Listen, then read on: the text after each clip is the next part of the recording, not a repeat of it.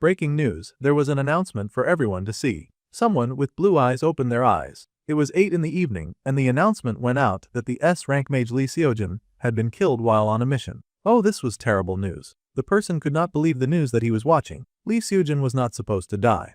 That particular S-rank mage was fighting the evil dragon that appeared in downtown Seoul, Kruas, when he was caught up in the incident. The 25-year-old Lee Seojin debuted as a mage in the year 2034, and he was a beloved mage, known to have solved countless incidents. He had earned the love and adoration of the public, so this was indeed very tragic news. Memorial altars for Leo Seojin would be set up all over the country, and people who heard of his death were currently suffering in deep shock. The boy had to turn off the television because the terrible news was getting to him. The boy stared in disbelief because this could not be happening right now. The protagonist was not supposed to die at this point in the story. This had to be some kind of sick joke. Unfortunately, it was a joke that was not even slightly funny. The Lee Seojin that they had just shown on the news was a 25-year-old genius mage. He had amazing monster slaying talents, cutting down multiple beasts at once with his exceptional skill. He was the young hero that everyone in this era was watching. However, what mattered even more than that was the fact that his old classmate also happened to be the main character of the novel that his world is based on. It is called The Modern Wizard. That awe-inspiring mage was the protagonist. If everything had followed the original plot, it was supposed to end in a happy ending, and he believed that he would be able to return to his original world. However, that huge dragon had suddenly appeared in the dungeon, and it had cut off the normal life that the main character had planned for. He could not understand why the protagonist would die at this point in the story. Even scarier was trying to figure out what would happen to this world now that the protagonist had jumped ship. That dude was supposed to at least stick around long enough to keep everyone alive. The fact that he was gone now was troubling. The main character feared what would happen to the story. He had been looking forward to seeing his friends again once the novel ended, but with the protagonist gone, could there even be an ending? The main character recalled how easily and casually he had laughed with his friends back in the past. One of them said that if they possessed a background extra in a novel, then they would either hog all the lucky chances, or they would not touch them at all. He asked which side the others were on as they laughed over mugs of beer. The beautiful lady beside him giggled and said that the obvious path was to go for it. The brunette sighed and said there was no way that he would do that. For instance, if they stuck their nose into the story's plotline, then the main character could end up dying, and everything would fall apart. His friend laughed, asking if the brunette would truly never step up in the story ever. The brown-haired boy insisted that they would have to go through every hardship imaginable if they did that. That was not an easy thing to suffer through. Besides, the brunette was not confident that he could work as hard as the main character. All of that effort to grow stronger and fight more demons sounded like something that would tire him out. Even the blonde had to admit that was true. It seemed they were coming to an agreement. Even when he was right, he had to say it in such an annoying way, as expected of Kim Seonwoo. The friends happily raised their glasses in a toast and drank down. That was when the brunette got the message that he had won some kind of award. The friend beside him was excited and asked what event it was. Apparently, it was some kind of weird message from the author of Modern Wizard, and Seonwoo had won a very unfortunate event. This was a travel ticket to a very special place, and he could choose to claim it or not. That was interesting. The boy excitedly showed his friends this lucky win, and even his friends celebrated that he was going on a trip. This sounded like so much fun. It was insane for him to cash out from so much luck. They asked when he had even entered something like that. Excitedly, the boy clicked yes as his friends tried to guess where he would be sent to. They were about to get the shock of their lives. They were thinking the boy would get to go abroad, and they happily cheered and drank in his honor after he hit the accept button. Just like that, 7 years ago, the atmosphere around him began to get brighter, and he found himself transported into the middle of a magic circle as a young teen. Some of the teachers were yelling that students should not climb on top of the magic circle while it was being drawn. Well, our boy had now fallen into the novel that he had loved reading, The Modern Wizard. Fortunately, it was a book he loved, or that situation would have gotten ugly pretty fast. Still, he could not believe that his favorite novel could not even follow the script that it had designed for itself, or at least the path the author had created. Since the original plot was not allowed to change, the boy had only been acting outside of the main story. He had ignored all the major characters and had made sure not to draw any attention to himself. Now, he wondered where it had all gone wrong. If everything was supposed to unfold according to plan, thanks to his minimal interference, then how on earth was the protagonist dead? Suddenly, the television in front of him started to glitch. He was sure that he had turned that off. It seemed the glowing picture box had a life of its own. Leaning forward, the main character wondered what on earth was happening now. He waggled the screen a bit, trying to see if the television was just having an average malfunction issue. However, he was soon surprised by a sudden loud noise and the universe breaking apart in front of him. Now that was terrifying. Anyone who looked out the window and saw the sky falling apart would naturally be terrified. The main character looked outside and was even more horrified to see that the people out there were legit, just melting away like they were no more than an illusion. Of course, the death of the protagonist meant the death of the world. Now that the axis that the world spun around was gone, then so were the extras created just to support his story. The poor victim of the travel ticket was horrified and screamed, wondering what was happening and why. He was powerless and had no understanding of what he was seeing. Quite fortunately, an error message popped up to explain everything to him. See, the problem was that Lee Soo-jin had died, and now all the main scenarios were considered to have failed. Since the scenario could not proceed, the world would be reset. Now this was terrifying news. The boy was sweating as he saw the world around him start to shatter and crack, everything rearranging itself like a resetting game, except that he was not an element of the game. His eyes widened as he began to crack too, and he was in for a very painful and earth-shattering surprise. This poor kid also immediately reset. Everything went dark for a bit of a while. In the darkness, a voice called out to wake up the student. More voices called out, calling for the student to wake. He had to wake now, after all, they were at the school. The powerful voice took on a shout, and our dude yelled right back as he was startled awake from the worst dream that he had ever had. The bus driver was concerned by this reaction, and he apologized quickly, but he had expected the student to wake up and get off the bus by now. The teen blinked and nervously stood, apologizing for causing such a ruckus. Meanwhile, the main character's head was reeling. The bus driver had just called him a student. Come to think of it, he had definitely been in his room when the world fell apart, but now he was on the bus of a disgruntled bus driver. It had felt like the world ended.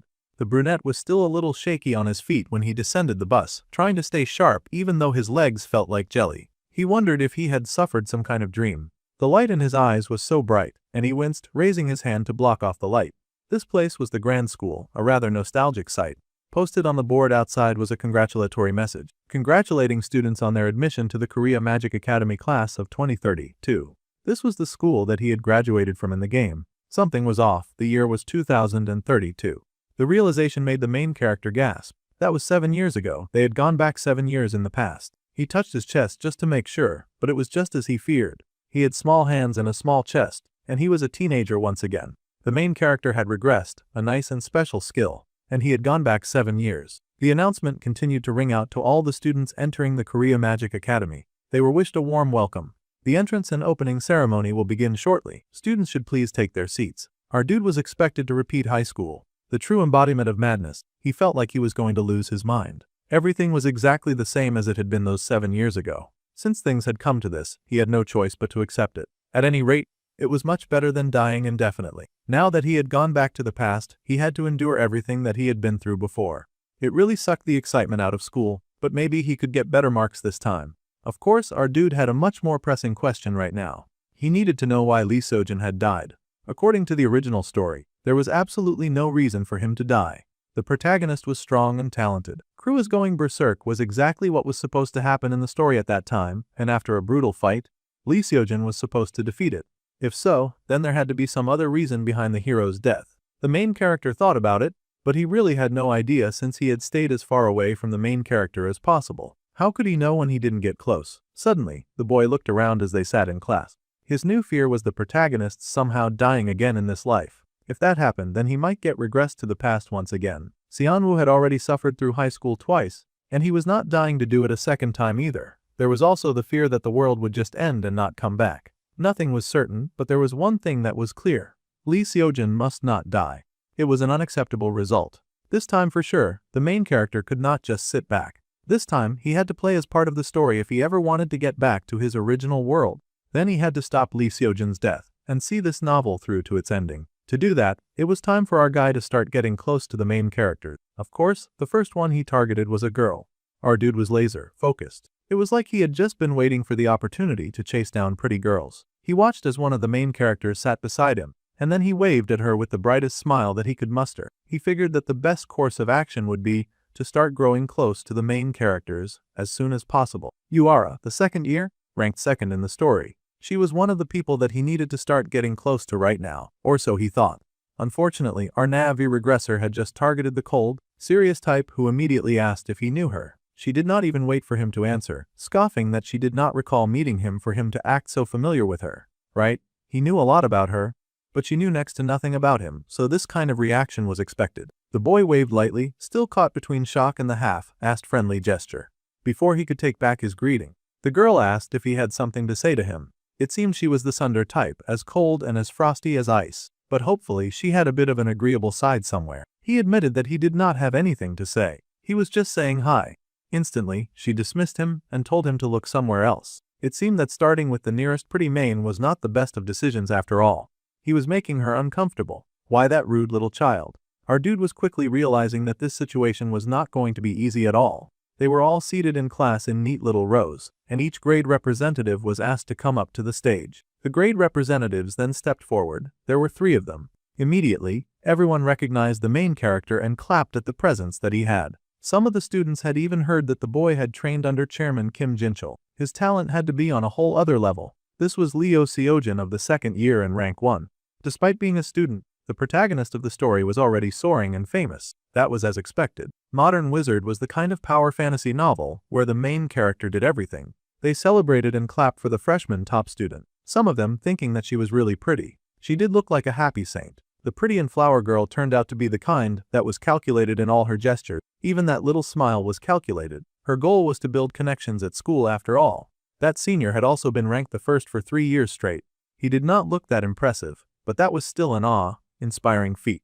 In the face of all of these really amazing characters, it was understandable why our main character had thought it would be fine for him to just enjoy his background. He did not know much about the hero of the 3rd year, but the guy seemed pretty impressive. Though even in the original novel, the guy had barely had any screen time. Now they would have the student oath. All the present student representatives raised their hands and took the oath. However, for some reason, the girl beside our dude was vibrating. He had to glance her way just to check if everything was okay with her.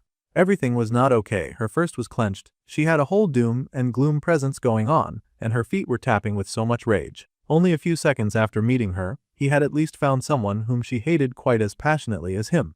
Now that was really something. The boy wondered if he should try scoring some points with one of the protagonists now that she was emotional. For some really dumb reason, his choice of words was telling her that it was too bad for her. She had come in 2nd place to the protagonist. The girl was heated and asked if that little insignificant rat was talking to her right now. He really needed to learn how to know his place. Of course, he doubled down and said yeah, he was indeed talking to little Miss Stick in the mud. Now she wanted to know what he meant by saying that it was too bad.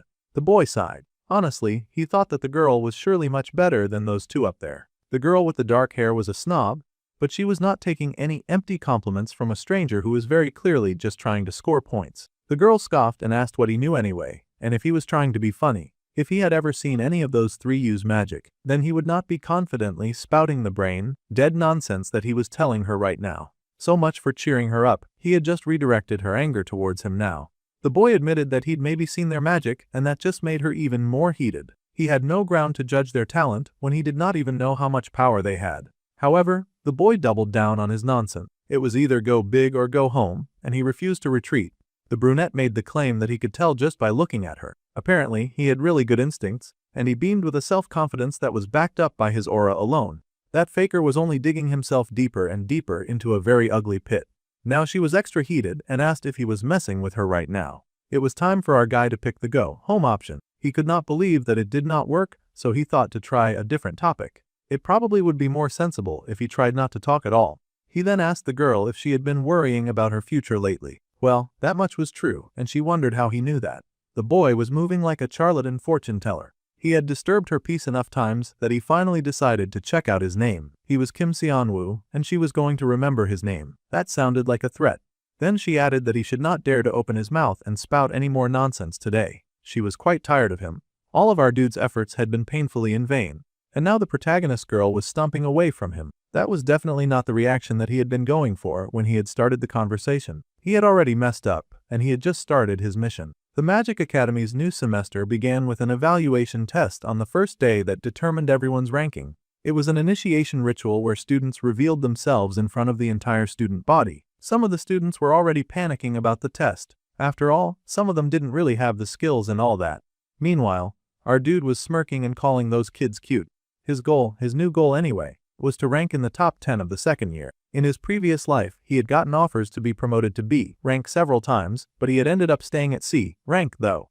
It would be embarrassing if she could not at least hit average against these kids. However, he was starting from the beginning of this story, so he would not be a slouch. The main was so excited to show off his professional skills at the evaluation. and his number one hater was already hating his guts from a distance. Our dude had not even successfully made friends, but he had succeeded in gaining a hater. Hilarious. Of course, the top 3 students of each year were exceptional. Little Miss Polite Smile shot out her magical power with a shout and fogged off the running maniacs. One by one, those Earth-looking golems got shot down. The gathered students watched the exam go down, praising anyone who showed exceptional talent. They also watched in awe as the talent from the first years proved that she was a top ranker. Her skills were insane and incredible. Yes, it was none other than the girl who was praised at the assembly and was happy to show off her obvious exception. The second years were up for testing next, and they had to come up when their names were called. The blazing fury that was our dude's number one hater, of course, took the opportunity to show off her exceptional skills. She blasted her power forward and obliterated the targets before her.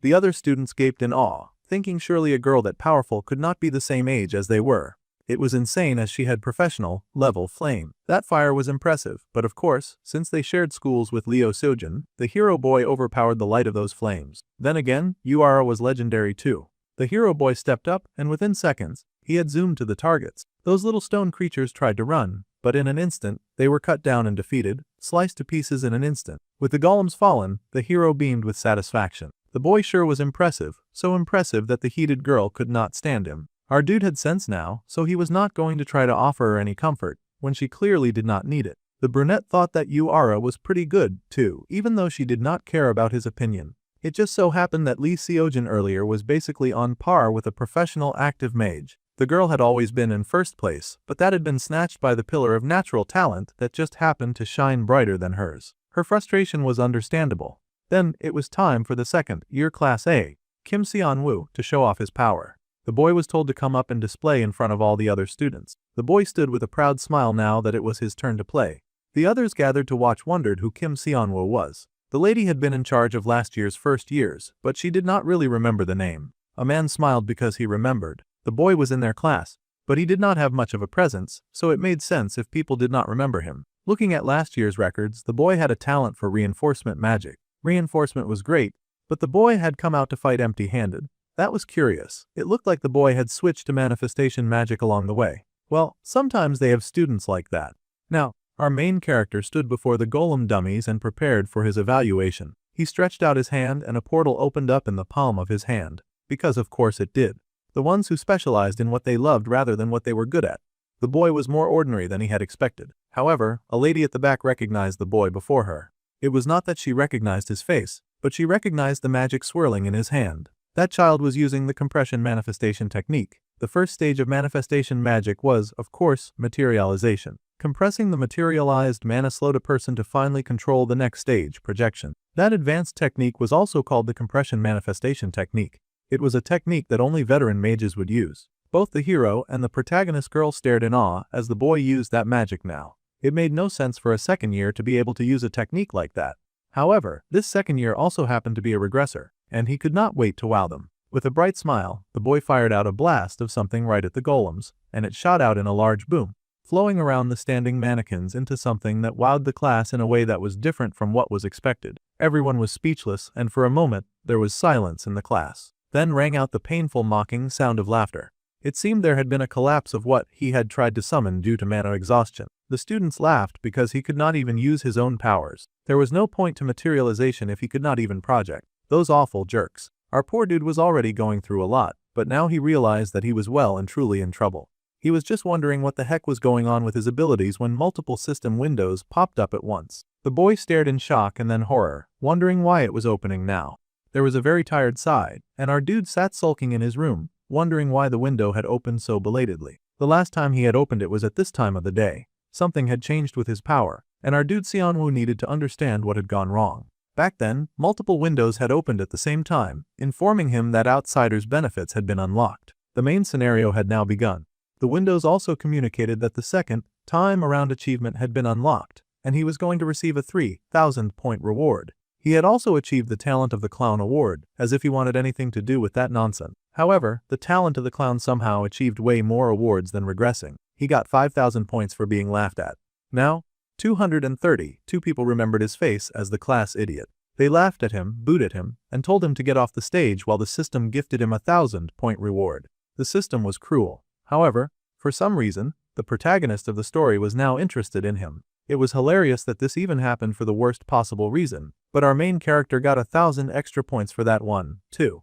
In fact, 4 main characters had taken notice of him, and he received 1,000 points for each of the characters that had noticed him. Our guy had wanted to make an introduction. It was not a proper one, but it did get him noticed by the important people, and that was necessary. In such a very short but very humiliating time, our dude had made 10,000 points. However, to use any of these points, the outsider's benefits had to be unlocked. That was such a bummer. At least he had an idea of what the outsider's benefits included. This magical point-driven system has apparently been reserved for special privileges alone. So basically, only Xianwu could use these points. The achievement system is now active, but the talent he'd achieved had been cut off for some reason. The brunette pondered his new situation. Points were earned by stacking achievements through the system. He could also get points as he became more well-known. The points shop was one of the best things about the outsider's benefits. He could literally use points to buy traits, skills, or items. It was a totally overpowering setting. Having all of these points was great and all, however, our dude had been labeled the class clown on his first day at school.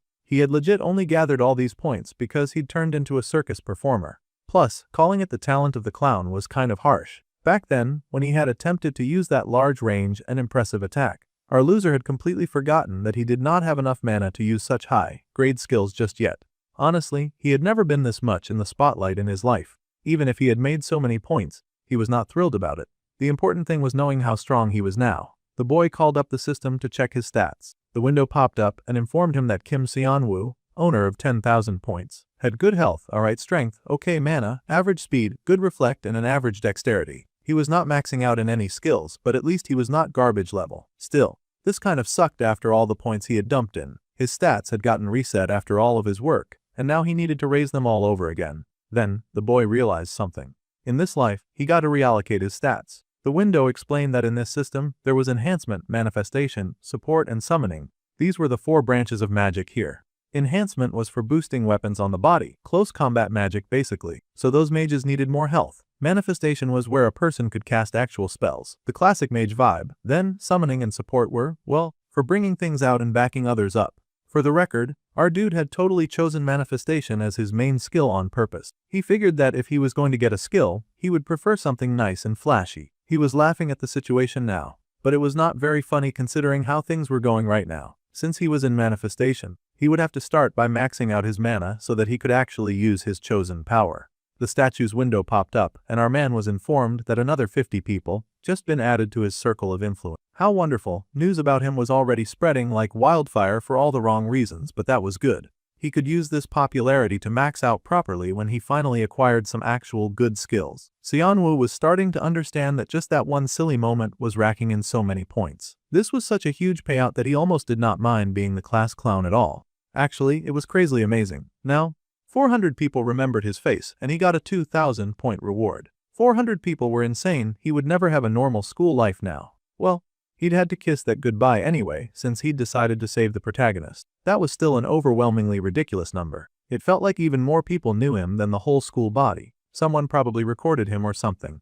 There had been all of those guests on the balcony. Our dude instantly whipped out his phone just to check what was going on in the Korea Magic Academy website. Just as he feared, someone had uploaded the second year's last place test video. So many people were dragging him in the comments section. Bro had never been more clowned in his life. Some people were even asking how he managed to get into the school. This was so unfair. Xianwu had never imagined the day that his test video would blow up like this. It was embarrassing, but the points were pretty nice. Since he had come this far, he might as well cash out from the attention, and now our guy was wondering if there was a way for him to get even more attention and points. Suddenly, his eyes shone as he came up with a pretty cool idea.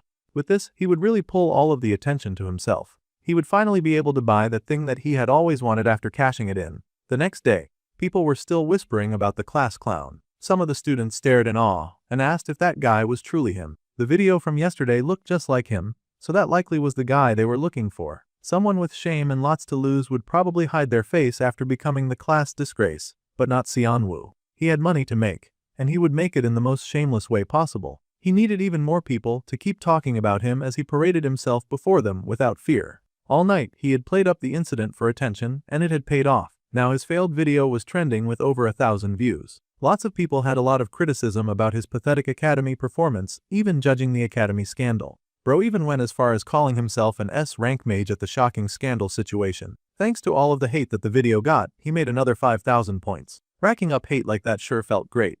Then, the boy walked into class that morning, acting all cute and everything as he stepped inside. All of his classmates were of course waiting for him and all eyes were on him. Someone even outright pointed at him. It was a blonde. The bro looked like every stereotype of a bully that usually featured in these kinds of stories. However, surprisingly, the boy came over to cuddle with the brunette, laughing loudly about how hilarious yesterday had been. After the boy came out, everyone could no longer stop laughing. The other kids were in high spirits too, and they kept asking how the boy had run out of mana like that. His family had to have money, or he would never have been able to get into this school. It was funny that they thought that, considering his involvement in this school was a total unfortunate accident in his life. Well, the main character at least recognized yet another of the protagonists. The blonde's name was Park In-won, and in the novel, this dude was the resident loon in the beginning. It was never good to get involved with someone like that, so our dude would just not get involved and keep quiet around him. Unfortunately for the main character, the blonde now had his eyes fixed on him, and he grinned. From now on, he would be calling the boy a blockhead, and from now on, whenever he called, the boy would come running. Otherwise, it would be tough to survive in a school like this. However, a voice dismissed In-won's bullying immediately. Of course, it was none other than the star of the second-year students. The glorious protagonist stepped forward, and he scolded the blonde, telling him not to bully others. The blonde scoffed in annoyance at the dark-haired hero. The genius that the world was watching, Lee Seojin. Now that genius wanted to play hero even inside the classroom. Naturally, good guys made fake losers like the blonde feel sick, because he could not comprehend being an actual kind person. Regular guys like him just had to go along with whatever the hero wanted. The hero spoke back in a warning tone to Park In-won. At any rate, the bully knew better than to push his luck, and he walked away from the hero of the second year, taking his stupid goons with him. With those guys gone, our dude was finally free. The hero asked if he was okay. He was such a cute, nice guy. Our dude was grateful for the support. Without even trying, he had gotten the attention of the person that he needed to protect the most. Now, the hero looked at him, recognizing the boy as the class clown who had debuted yesterday. The clown tried to assure the hero that he was fine after all. He had really cashed out thanks to all of that attention and laughs. He then figured that he should at least have some shame. Normal people would have shame about things like this. So, he sighed and whimpered that he just had to accept it since that was how things were. That video was everywhere already, so he had to accept his fate. The hero reassured him, telling the clown not to worry about it too much. The person who had spread that video on purpose was in the wrong. Yeah, Seonwoo had sort of helped them spread it, too, so he was hardly one to talk about people who were in the wrong. At any rate, the hero wished him a great day and was about to bolt. However, our guy could not let a good opportunity go just like that. Instantly, he latched onto Lee Seojin, and he started mumbling as he tried to figure out the correct way to make his request. See, he needed to stay as close to the protagonist as possible to keep the boy from dying. So, our main brightened up with a sparkly smile as he asked about the semester's dungeon class. He wanted to team up with that hero for the dungeon class. That was a cute offer, but he was kind of a liability. The hero had no idea what to tell him and asked why the boy was asking him. Well, with the sweetest expression that he could muster, Seonwoo explained that it was because it would be really good for the hero too. The hero considered the pros and cons of taking dead weight like the class clown into his team. After a moment of thought, he hit the poor guy with a bolt of instant rejection like a shy Japanese girl rejecting a romantic letter. It turned out that he had never really thought of Seonwoo as a teammate. However, fortunately, our guy was the kind who did not back down when he made up his mind about something, which was why he had successfully done an entire run-through of the game without ever interfering in the main character's life. There were two things that the hero needed to know before he made the rejection official. Alright, the hero agreed to hear him out, and it was time for our guy to market himself for all that he was worth. The first thing that the hero needed to know was that he was dead last in the entire second year. Yeah, that was not really news. Everyone knew that our dude was garbage, and honestly, that should not even be a talking point in this conversation. The hero was stunned by the boy's shameless audacity. He could at least pretend that he had some level of self-respect. The hero asked if this was really his reason because our dude was really making it hard to buy into the case. The main character explained that everyone knew that every group test had an adjustment score. This meant that if the top student in school teamed up with the very last place like him, then the hero's score would surely come out higher. Well, the good boy had not expected for the class clown to be pushing for this level of self-sabotage. His words did make sense, but the risk was too big considering that the guy beside him had shown no skill whatsoever. It felt like he would only be a burden in a place like the dungeons. The second reason was sure to make the hero agree. Yuara, the second best in their class, had already picked two low-ranked students for her own team. Clearly, she was thinking about the score balance as well. As the hero knew, the girl specialized in some wide area of magic. Even with 2 low rankers, she would manage just fine in the dungeon. This was a statement that even the protagonist accepted as true. Third, because it turned out that there was a surprise third reason, even if our dude had said that there were only 2. The boy beamed and then happily pointed to himself. He was the third reason. For someone in last place, he was still a pretty decent fighter. Well, there was no actual combat proof to back that up, but he had been about to use high-grade summoning magic, which was the only thing he had going for him, considering the wild stunt that he had tried to pull. The hero could not help but laugh at this whole display. The protagonist was such a sweet and jolly guy that finding motivation to protect him was going to be so effortless. This class clown was really seriously funny. He had seen his potential right from his debut. Alright, since the boy had amused him so much, the hero agreed to team up. However, he also had one condition because he was a nice guy that actually cared about his teammates. The protagonist smiled and said that he would pick the remaining teammate. With the high chances of him picking other main characters, that was a highly acceptable part of the deal. The hero was still sweet enough to check with the class clown and ask if he minded. Our boy did not mind at all, and he shook hands with the character Lee Seojin, who had now taken a deep interest in him. Our dude gained 2,000 points as a reward. He was so happy to have gotten this far. Alright, so now it was back to serious topics like class and study. The origin of magic goes back to the 14th century. Back then, it was divided into 2 branches, not the 4 that they have now. However, it did not take long for that solid 2-branch system of magic to collapse. Now, the teacher paused to see if anyone could tell her the reason. Our boy surprisingly raised up his hand. Of course, no one was expecting much from the class clown, but he'd done this entire class before, so he knew the answer quite easily. The 2 magic systems broke down because of Bloodsword, the first enhancement type mage to appear in the 18th century. Seonwoo might have been a background character B2. He had done his homework well, surprisingly the teacher and the students. The teacher congratulated him on a good job. For manifestation-centric medieval mages of the time, Bloodsword's appearance was a huge shock. Manifestation mages back then couldn't even stand up to Bloodsword. From that turning point, research into manifestation magic exploded. The teacher continued to give an important lecture about the history of magic, while our dude listened on with a bored look on his face. Even for someone like Lee Seojin, classical magical theory and complex formulas were kinda hard. However, that was not the case for him. This was because of the outsider's benefits that had been bestowed on him. It fed him all of the basic info on the world. So when it came to written subjects, he was way more confident than anyone in class. Happily, the boy used his cheat skill to take down notes with joy. The other students in the back started to whisper and call him the class Hermione. He had gone from class clown to basically the class no, it all in just the span of a day. They even giggled that there was no point in his listening so hard in class if he was still the last place student. This pissed off the brunette. It was one thing for those guys to mock him for his mistake, but now they were calling him a bookworm. If they were that jealous of his skill, then they should go ahead and answer questions in class too. Well, the class ended, and it was time for everyone to enjoy their lunch break. Our dude had not really made a lot of friends, so he sort of lingered as most of the students filed out of class. He was just figuring out what step to take next when someone walked over and called out to Kim Seonwoo. That was him, so our dude turned to see who it was. It was the sweet hero who grinned that they were a team now, so they should eat together. That was so cool. They went and got their trays of food, and they walked together in the cafeteria to find a nice place to eat. Honestly, the hero was so jolly and smelly he was quite an easy person to like.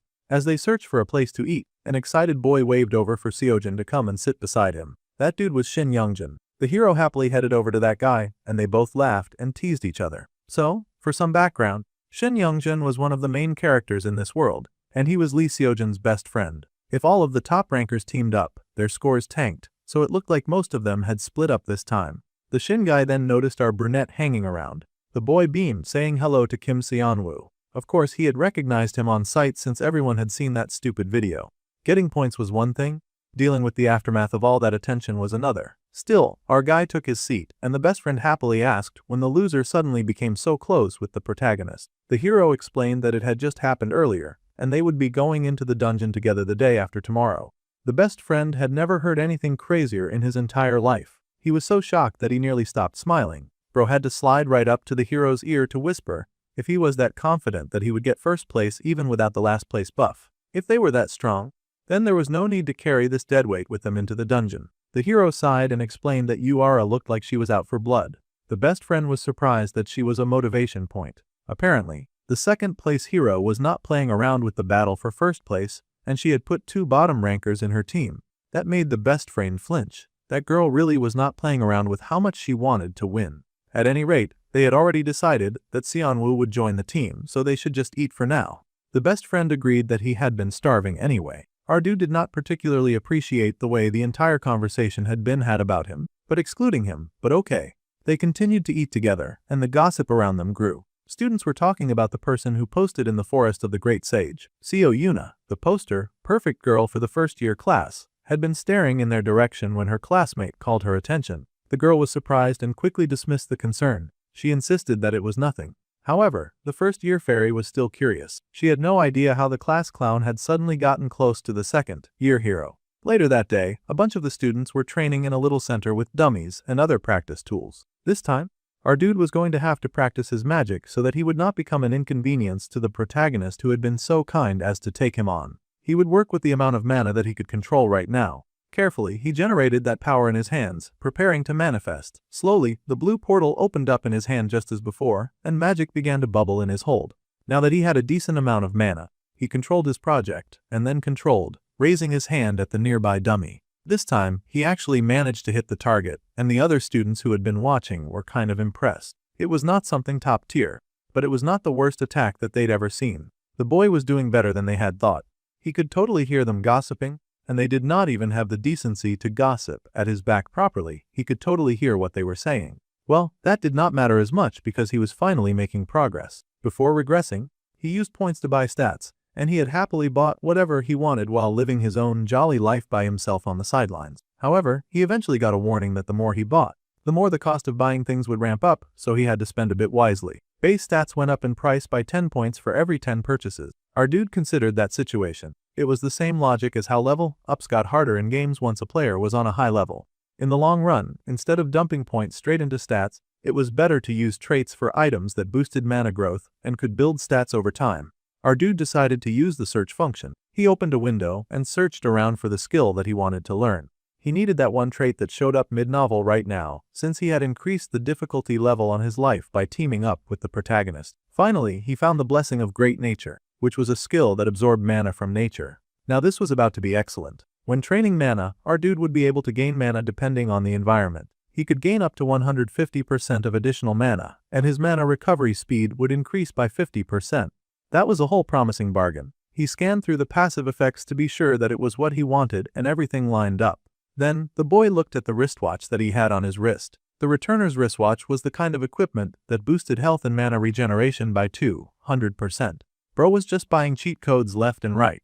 In this life, he sold and bought skills, trading lesser skills to gain even greater skills. He could sell traits to earn points too, but it was such a shame to let some amazing items go. Like the Master Chef skill that he had sold to buy the watch. He would really miss being able to cook that well. However, thanks to buying the Blessing of Great Nature and the Returner's wristwatch, his starting point was way better than before the regression. Suddenly, his phone began to ring. Now this was odd because bro had very few friends, so he couldn't imagine who was calling him right now. He picked up the phone and stared in awe at the screen, wondering what he was looking at. This was a group chat for some reason. Jung Jinte had invited Leo Seojun, Kim Seonwoo, Yoon Hae-young, and Sheon Jaek to the chat. Jung Jinte happily told everyone to do their best for the next 2 months, and Hae-young happily agreed. A whole group chat. Now this was curious to the class clown. Apart from Yoon Hae-young, he didn't really recognize the members of this group chat.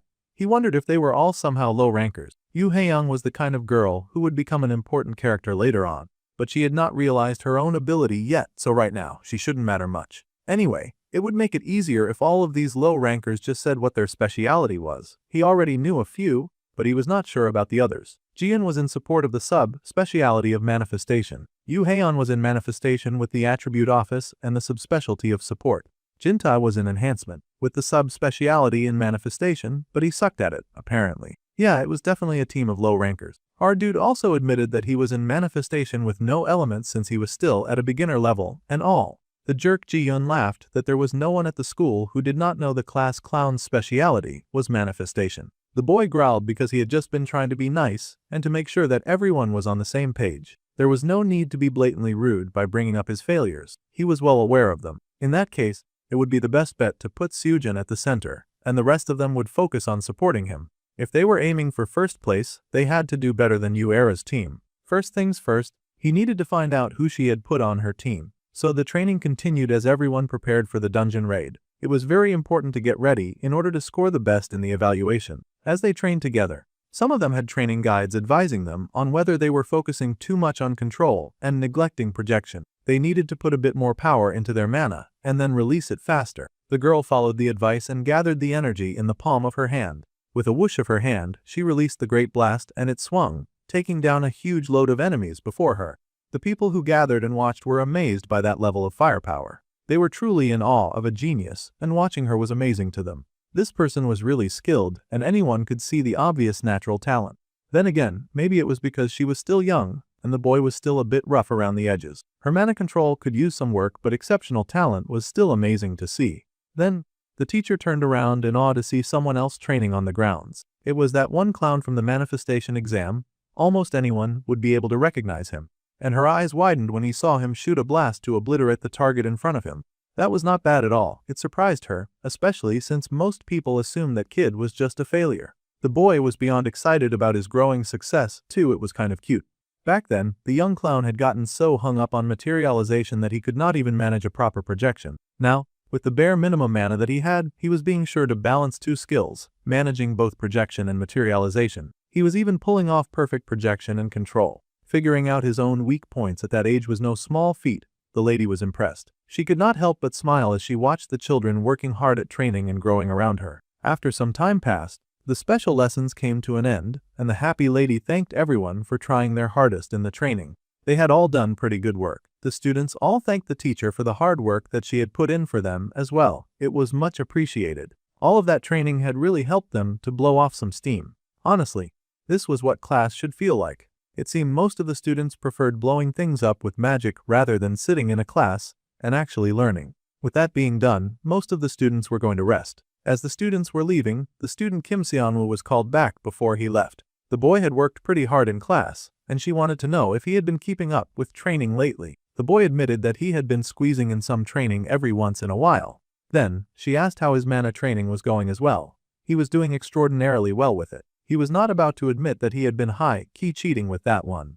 And he was just buying some extra mana off the market and borrowing another half of it from nature. The boy was a bit hesitant, since the teacher had definitely noticed that his mana pool was lacking for his current level. The boy admitted that he was definitely growing it. Well, there was no rush, and the teacher assured him that he was doing well overall. In fact, his mana was really on the low side. There was no shortcut to building mana, so they just had to keep at it. The boy beat his chest and happily said that he would do his best. With a happy smile, the lady gave him a chain bracelet, telling him to take this. It was an item that helped with mana breathing and keeping their condition stable. The boy had not expected the sweet gift. He did not know if he should accept something like this. There was no need for the boy to feel pressured. It was just an F-rank practice item. It did not cost much to make, and it was not a big deal that she was giving this to him. The boy was excited and happy, saying that he would make good use of it. The class was over, so it was time for him to hurry along now. The boy could not believe the unexpected score that he had gotten, and he smiled with joy at the bracelet he held. As he was walking home from practice, he could not help but pause when he saw a lady lingering around near the wall. It was a dark-haired girl with laser-red eyes. She greeted Kim Seonwoo, and he wondered why she was even talking to him. She had made such a big deal about not speaking to him before, but now he seemed worthy enough to talk to. She was the one who told him not to talk to her ever again. She clearly remembered that, and she was clearly pissed that he was even reminding her. At any rate, she had heard that the loser had somehow joined the same group as Lee Sejin this time. The boy asked how she even knew that. She just scoffed that he was very clearly clinging to the thighs of the top student like a shameless leech. It was too bad, because the first place for this exam was going to be hers this time, so he should wake up from that dream. It seemed that she had come all this way just to poke fun at him. The girl turned away and scoffed, stomping and leaving. That was truly all she had come to say. What an aging tsundere. The boy could not believe it and wondered why she was touchy all the time. Later, on Thursday morning, a few of the students had gathered outside the dungeon entrance, and our dude raced over with excitement, happy that he had made it in time. There was the shining hero who was also happy to see him. It was the first time that all of the team members would be gathering in person, so it was best for them to do their best this semester. Everyone agreed that they would work hard and do their best, much to the hero's joy. However, there was always that one guy who tried to make a big deal out of everything, and he scoffed, saying that their team was kind of weird. They had got together with the top student and the very last of the class. The main character was wondering if that was supposed to be some kind of jab at him, or if the idiot just did not know how to talk. It was very clearly a jab, and that piece of nonsense was jabbing even more, asking the loser of their class to actually pull his weight during this exam. Alright, That was very rich of this dude who was barely a memory in this class. He had the nerve to tease the brunette for not being able to fire a single spell during the last test. No one could even remember this guy's name. Xianwu could not care less about some loser who was making jabs at him, and neither did some other guy who quickly jumped in to defend him. The other guy said that it did not matter if the class clown had failed so hard in the first exam since Xianjun was the one who brought him along, so he was fine with it. Since the hero brought him, then the hero would carry him. It was that easy. It was very unfortunate that our dude's defense team was made up of a dude who was clearly just trying to ride on Seojin's coattails. He started to wonder if there was even anyone useful on the team. Well, there was at least Yoon Hae-young. Her big moment in the story was still a long way off, but at least she was actually useful. She was happily asking the hero if he had slept well. The boy was wondering if it was because he had joined. The team that the hero had formed was completely different from the one he had formed last time in the story. Yoo Hae-young was one thing, but he wondered if the rest of this group would really be okay for this test. There were not a lot of heavy hitters around after all. As they walked, someone in front of the gate caught everyone's attention. It seemed to be a teacher, and now he would explain the day's dungeon exploration. This class would run twice in the morning and the afternoon. Since it would be the first day, they would only explore the basement level 1. Next, he would explain how their dungeon exploration score would be calculated. First, they would be measured by their dungeon clearing speed. The faster they cleared through difficulties, the more bonus points they would get. Second, the rank difference adjustment score. The more low-ranked teammates they had compared to their rank, the more points that they personally earned. The final contribution was, of course, the most important. This artificial dungeon used a special contribution system. This meant that they would get extra points based on how much they contributed to their team. Above all, they had to prioritize safety. Then the teacher checked if all the students listening to him understood the rules. They yelled that they indeed understood. Alright, if all of that was properly established, then it was time for the teams to enter the dungeon. Most of the kids were so hyped, and the others encouraged them to have some fun in there. The monitoring room was full of teachers keeping an eye on the students. They were not joking about safety first, and they would make sure that every single member of the dungeon would succeed. Teacher Jang was also there, and he waved, saying that he had come right after sending the kids in. The other teacher had been waiting for Mr. Jang to get there. They had to place their best on which team would get the highest score, though they did have to pick different teams for it to be a proper bet. Everyone was going to bet on Yuera's team. Most of the teachers had indeed picked Yuera's team, so it did not look like betting would do any good this time. However, the spectacled teacher said that there was clearly a way for them to bet. She beamed and said that she was going to put her money on Group 3, the one that had Lee Seojin. She was plenty convinced that his team would be able to do pretty well, actually. The teachers were in disbelief, of course. They knew the teacher was just being nice. Even if both Seojin and Ara packed their teams with low rankers for the bonus points, they had both done that completely differently. Seojin's team was pretty shaky and filled mostly with enhancement types. There was a limit to what the boy could do alone, and he could not carry the weight of all of those pathetic people on his team. The teacher with glasses admitted that this was true. Enhancement specialists were built one-on-one, so without backup, it was hard for them to handle groups of enemies. Now, if they looked over at Yuara, whose speciality was wide area magic, she had already reached the middle of the first floor in the dungeon raid. That girl was moving pretty fast when it came to clearing speed. Even so, the teacher giggled and said that she still believed in a bottom ranker uprising. So, they would all see who would actually win this bet. At the end of the day, it was her funeral if she lost, so everyone was just going to accept it and see where this took her. Meanwhile, inside the dungeon, the hero was progressing as usual. He charged ahead, taking down lots of monsters who came to attack them. Slowly and surely, they advanced through the dungeon, felling monsters as they progressed down. They were making great progress so far. So much progress that most of the others in the team barely had to do anything. Lee Seojin fought really well. The happy coattail riders were really fine with just hanging around in the back while the other boy led them to victory. There had to be a limit to how shameless a person could be. They were already halfway through, and they had barely had to lift a finger. As they continued, they wondered who the first floor boss would be. No one was sure, but they figured the boss of the first floor would probably be some kind of trash mob. They were busy gossiping and guessing if it would be a trash rat or a dog or something. Even if they wanted to underestimate their opponent, the girl was wary. After all, it was still a boss, and it would be as strong as a boss. Then, Haeyoung turned to Seonwoo and asked what he thought it would be. Well, he'd already done this whole exam before, so he told her that a giant wolf was going to show up. Now that was a bold claim to make. Immediately, the bully in the group tried to poke fun at him and asked how he would know that a giant wolf was going to show up. The boy was not about to argue or reveal that he knew more than he let on, but he just said that he had his ways. A giant wolf was going to show up, so they should be prepared. He had been here and done this many times before, unless this part of the exam had changed. Of course, that shameless bully just scoffed at him and called him a compulsive liar. It really made Seonwoo want to beat that trash up. That jerk could believe him or not, and the bully said that he did not believe the clown at all. In fact, he was going out of his way to be annoying on purpose, and it took all of our dude's willpower just to resist reacting to that filthy piece of trash. The hero laughed and told his teammates not to fight now. He wanted them to keep moving through this dungeon as fast as possible. So, the fighting calmed down, and they kept walking. Before they progressed further, someone asked them to stop. It was the hero and the team who wondered why they were stopping now. The bully jerk even teased that the top of the class was scared. That was hardly the case. There was something on the floor in front of them. They all looked forward, and sure enough, there was a large magic circle on the floor. They had no idea what kind of magic circle it was, but it would likely activate something as soon as they walked through it. The other students were hesitant because they could sense the danger from the magic circle. They worried that the teachers would throw something really dangerous at them when they were just students. Seonwoo came a little closer and bent to study it, though the hero warned him to be a little careful. They did not know what could come out of it. The boy said that he was fine. He was just taking a look at the runes and stuff like that.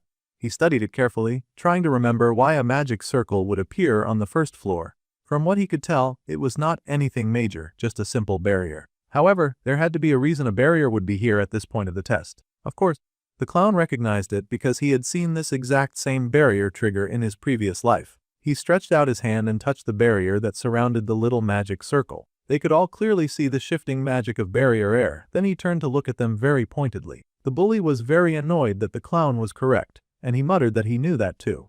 Alright, since all of that was established, they could not pass like this. The coattail rider wondered if they would have to turn back. It would cut their time in half, and there was no other way through. The hero prepared his weapon, deciding to just cut through the barrier with his sword. He got ready as he summoned his magic, his power growing and glowing, and he charged at the barrier in front of him. The others who watched were excited, thinking that it would surely work. However, only a small dent had been made in the barrier. They had been so close. The others had really hoped that would work. The hero sighed and wondered if they could do it with the right approach. It seemed that it was now the bully's time to shine. The boy smirked and said that he was a support-type fighter after all, so he just needed a little time. He bent before the magic circle and started generating his magic. The bully touched on the magic circle, and it looked like he was actually going to be useful to this group for once. However, something was not working. Oh, how embarrassing. This was pretty complicated, and he realized it was going to take a while for him to solve this problem. Like 40 minutes too, even if he tried his best to hurry up. 40 minutes was crazy. Our dude grabbed his hand immediately. If he was going to spend all of that time trying to fix one problem, then it was time to try some other ideas. The class clown said that he would just break it. A crazy statement from Seonwoo, who was seen as the weakest member of the group. The bully, of course, was not having it and tried to challenge Kim Seonwoo. The clown ignored the bullying entirely because they were wasting time. He placed his hand on the circle on the ground and got busy as he put some work into it. The unique trait, Outsider's Benefits, was activating. The magical formula of the barrier was decoded, and it was pulled up before our dude for him to read. A collection of magical characters that he could rearrange and decode. Since our dude was so good at reading, he easily got the gist of what he was seeing in front of him. Once he rearranged the right letters, he tapped the circle in the right way, and it glowed. The barrier dissolved right in front of the team. It felt good when the deemed useless one was able to solve a problem that the bully insisted would take 40 minutes. The clown was done in like 5. Happily, the brunette turned to his team and said that he had won it. Even the hero was surprised that it had really worked and was very fast too. The bully was in such shambles that he could not think of a thing to say. The protagonist Lee Sojin was now quite astonished by him. In fact, the protagonist's interest in him had increased. Our dude could not help but smile. Now that the protagonist's interest in him had gone up again, our bro got a reward of 5,000 points for his hard work. It seemed this relationship was benefiting my way more than the 5,000 points. Even our dude was stunned. He now had an interest level system and the protagonist's interest had been stroked all the way to level 1. Suddenly, there was the sound of great chaos ahead of them and the echoing sound of a large paw hitting the ground. Just as our dude had predicted, the big boss had emerged, and it was, of course, a giant wolf. The boys and their one girl all stared at that terrifying creature, and the boss stalked forward, growling and drooling as it targeted the boys before them. The co-tailor was beyond impressed now. The class clown had been right about the boss too. It was a big wolf, just as he had said before. The large creature charged right at the hero, but the hero was ready and stood to fight the beast. The wolf roared and attacked, but the protagonist's eyes glowed a brilliant gold, and he sliced through the big boss creature in front of him. His attack was merciless and immediate. The hero had a different look on his face when he was fighting monsters. Even though he was a pretty good guy, He also loved the praise, and he beamed, blushing as his teammates praised him for his good job. He had taken down the boss in one swing like it was any regular mob. The door opened immediately, and the students cheered, happy that it was over. They came out of the dungeon, and the teacher congratulated Group 3. They were in second place for week 1. The hero was in shock and asked who was first. Of course, Group 7 was in first. They had cleared the dungeon 30 minutes faster. Of course, that was Yuara's team. The others could not believe it. Yuara was truly a monster. She had beaten through the dungeon in 4 hours and 11 minutes. They could not believe that was even possible. They were only 2 minutes ahead of third place. At this rate, they were going to get overtaken pretty fast. Well, the number of useless people in the group definitely did not help. Still, thanks to Xianwu, they had been able to take second and not third. The hero happily smiled at the class clown, still grateful for his assistance, even if they came in second place. The class clown could not help but blush at that. It seemed our guy also liked praise. If he had not removed that barrier so fast, then they would be even further down and stuck in a really bad place. The hero sulked that he had been the one who dropped the ball. They should have secured first for sure if he had only been faster at clearing the dungeon. The only girl on the team protested that assessment. They had only gotten this far because of the hero on their team. Besides, it was just the first week on the first floor. Their run was not over yet, so the main character told the hero to cheer up. They could still turn things around, but the rest of the team members had to start pulling their weight around here a bit more. As they started to head back, someone called out to the student Xianwo. The boy turned in surprise and noticed that the support-type instructor was looking at him. The teacher had come to make a proposal to him. The boy wondered what sort of proposal was being made, and the support teacher asked the kid to transfer to a major in support immediately. Now this was a shocking request. Our boy immediately said no. Obviously, she was not having it. She could not believe that little brat was going ahead to reject him without even hearing the terms. He should just listen to her first. With her authority, she could offer him a special talent scholarship of 50 million won. Now that was interesting. However, it was not something that could move our boy away from the flashiness of manifestation. She found no takers. The teacher was so upset, and one of the other students had to admit that it was crazy to reject 5 million scholarship. They had to check if he was out of his mind. The boy sucked at manifestation anyway, so switching majors should not be such a huge deal. Anyone else would take such a deal and transfer immediately. The other weaklings around him admitted that they would switch teams too. Someone then asked if he truly was not switching. Our guy looked up and sure enough there was his number one hater. The girl was nearby again, and she pointed out that special talent status came with way more perks than just a scholarship. Everyone was surprised that Yuara had taken an interest in this conversation. The boy smiled and said that he appreciated the talk from everyone. But he was a manifestation type, no matter how many people tried to stop him. He was not about to change or turn tail when he loved manifestation so much. The girl could not believe the blind confidence that the boy had. Later at school, time passed and the talented first-year student was just casually walking through the halls. She paused when she saw someone also walking around the halls, wondering who that was. She paused and said hello, almost instantly recognizing the class clown. It was Senior Kim Shinuk and she said hello. Obviously, his name was Xianwu, so he corrected her immediately. She gasped and acted like she had gotten that wrong by accident, but he could already guess that was on purpose. The girl wanted to know why her senior was cleaning the halls like a cheap servant. Well, it was dirty, so he had just done it. When people had hands and they saw dirt, they tended to clean it. That was what good people did. The girl giggled and laughed, saying that the senior was so nice. She happily waved and told him to keep up the good work. Of course, deep down inside, she thought it was such a pointless thing to do. Our dude had now unlocked the fairy housekeep achievement, and he had gained 1,000 points as a reward. This was great. It was not like the boy could actually tell them that he had worked so hard at cleaning the halls, just so that he could unlock something as silly as the fairy housekeeper achievement. Anyway, now that his cleaning was all done, he was going to take the bucket and put it away. However, someone had noticed the boy doing some cleaning, and he smiled with pride. Back in class, the teachers taught the students about all the different types of monsters. There were humanoids, animals, flying monsters, and all sorts of things. The most dangerous of all, of course, were the mains. Then, the teacher asked if anyone knew why the mains were so dangerous. Our bookworm took the past button and explained that, except when they willingly dropped their disguise and were on the verge of going berserk, mains were almost impossible to tell apart from humans. The teacher smiled and said that this was correct. Mains fed on human blood, and they controlled monsters. They were the root of all evil, and they had already deeply infiltrated their society. Due to the fact that there was not a lot of physical difference between humans and mains, it was almost impossible for civilians to identify mains without any equipment. However, in the situations that he mentioned earlier, the main eyes would turn black. Our dude listened to the lecture about mains, and his eyes widened. Right, this weekend was when the episode of the first main appearance would happen. It was the story where Lee Seojin, despite being a student, would defeat a man and get attention again. Seojin would handle it just fine on his own anyway, so there was little reason for the main character to interfere in this part of the story. However, considering how disastrous the crew's incident had gone, he would check in just in case there was any danger around him. If he wanted to go out with Seojin, he would need a bit more money, and he wondered what to do. Later that day, at the training center, the boy was busy working on some of his mana training. This was essential for him to upgrade his skills after all. A bit of meditation helped grow the man that was already within him into a growing pool of green that circled through his whole body. As the boy sat and meditated and worked hard, his mana slowly increased by 0.02. The Great Nature's Blessing effect granted an additional 0.03 mana. Great Nature's Blessing proficiency had increased by 12%.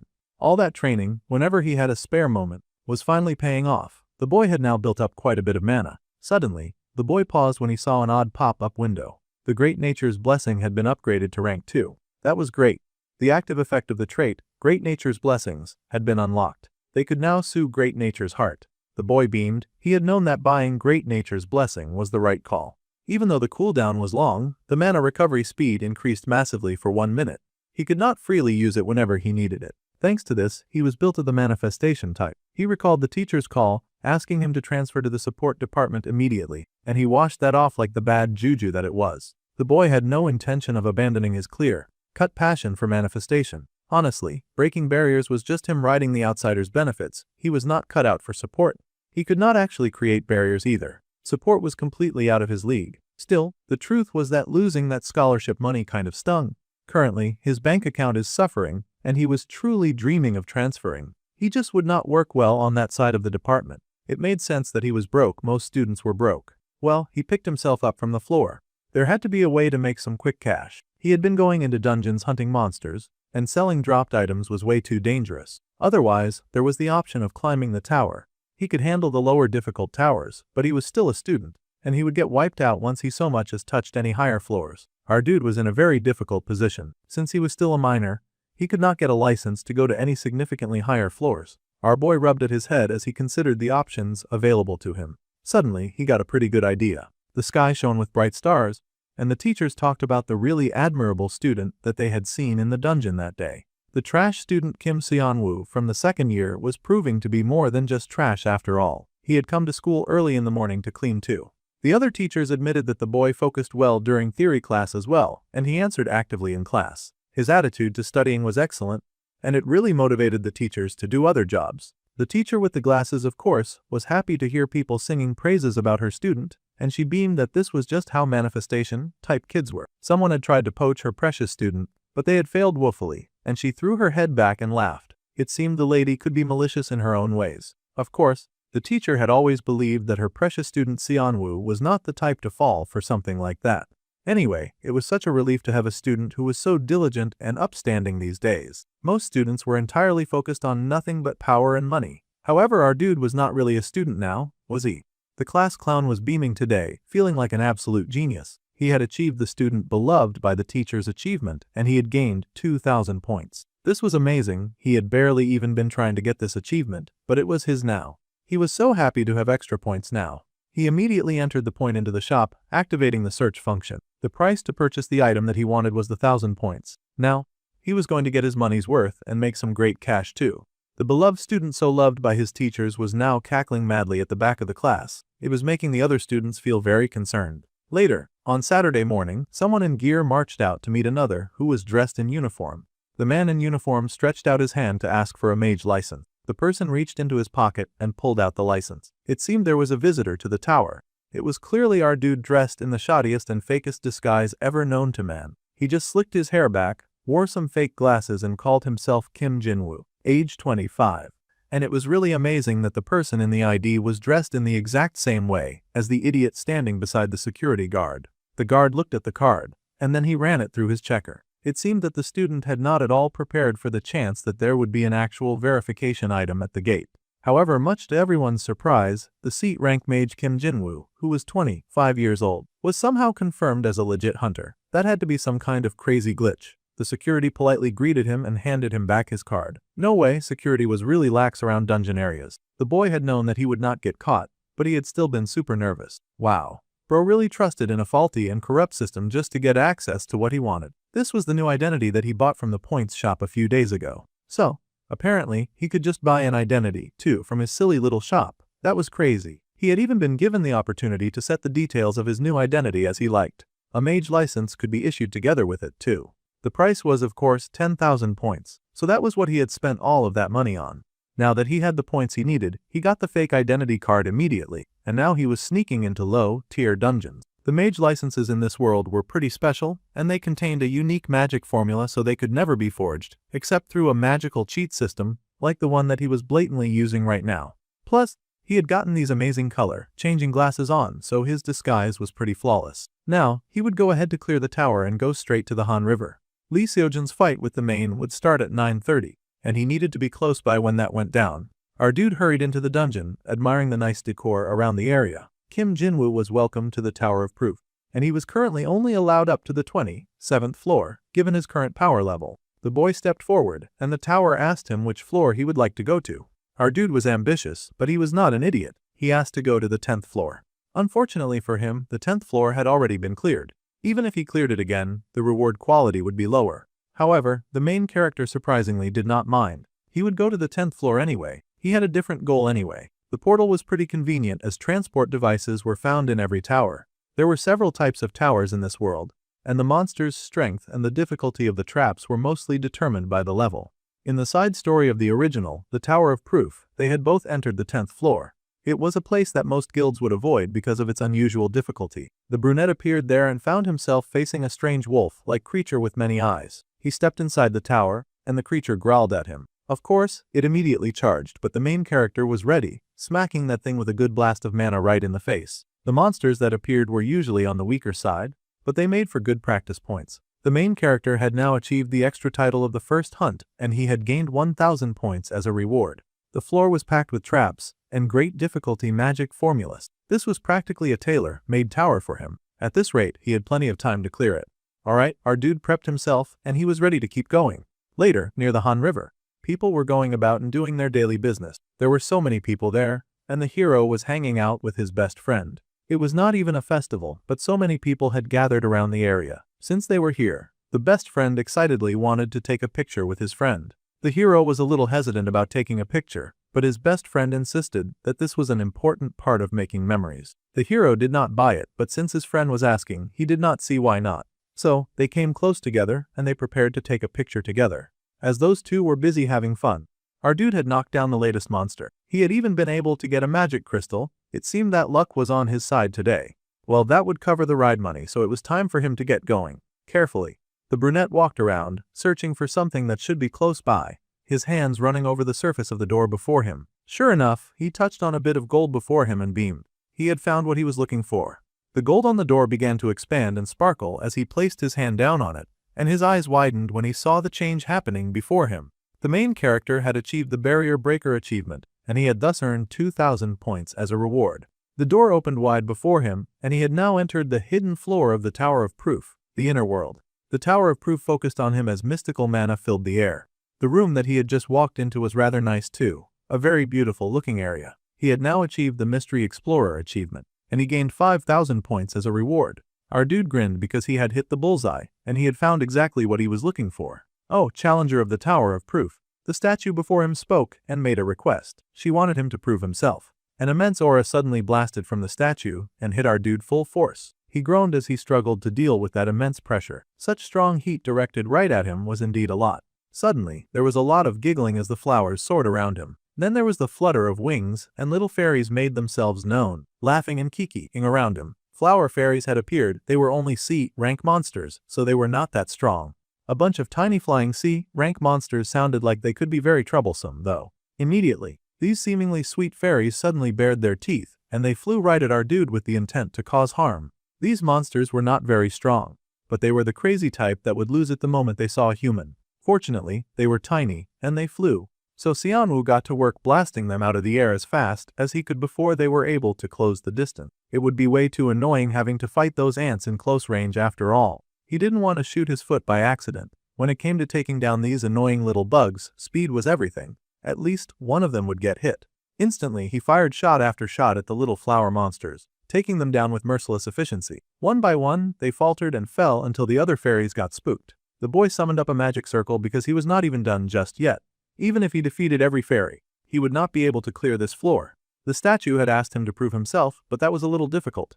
His individuality was not something that he could prove by just taking down all the fairies. So, he activated the unique trader off the outsider's benefits and decoded the magical formula before him. The formula popped up on the screen, once again like a God-given cheat code, and our dude read through what he had to do. All he had to do was prove himself after all, and he was going to do just that. The magic was read all through the garden, and he read the secret to the room that was highlighted in all the blue mana around. It was time for Xianwu to fulfill the room's request, and he grinned with excitement. His individuality was the same as decoding this formula. It was every ability that he had gained as an outsider in this world. So, using his special power, he proved himself and thus achieved the recognition by the Tower of Proof achievement. The boy gained 10,000 points as a reward. The garden cleared away, and he found himself before the pillar of two female statues standing together.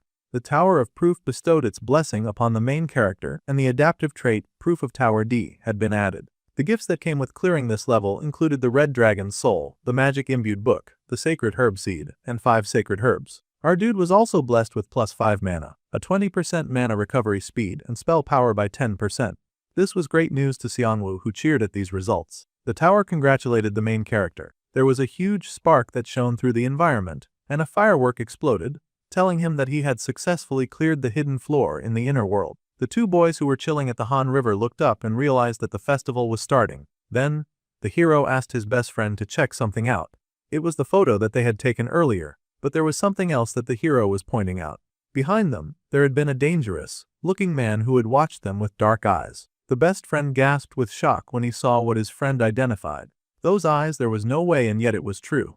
There was a Maine among them right now. As they looked around, they soon discovered the Maine walking around like a zombie from an apocalypse movie. No matter how things seemed, that thing was definitely not a human. The clock chimed, and our bro realized that it was almost 9:30. The main character was walking around, and he could clearly see it, so where the heck was the hero supposed to slay the monster? However, for some reason the hero was late. The wait was driving our dude crazy, and he wondered if he would have to step in. However, this was a major event and a no-name loser like him was not supposed to complete it.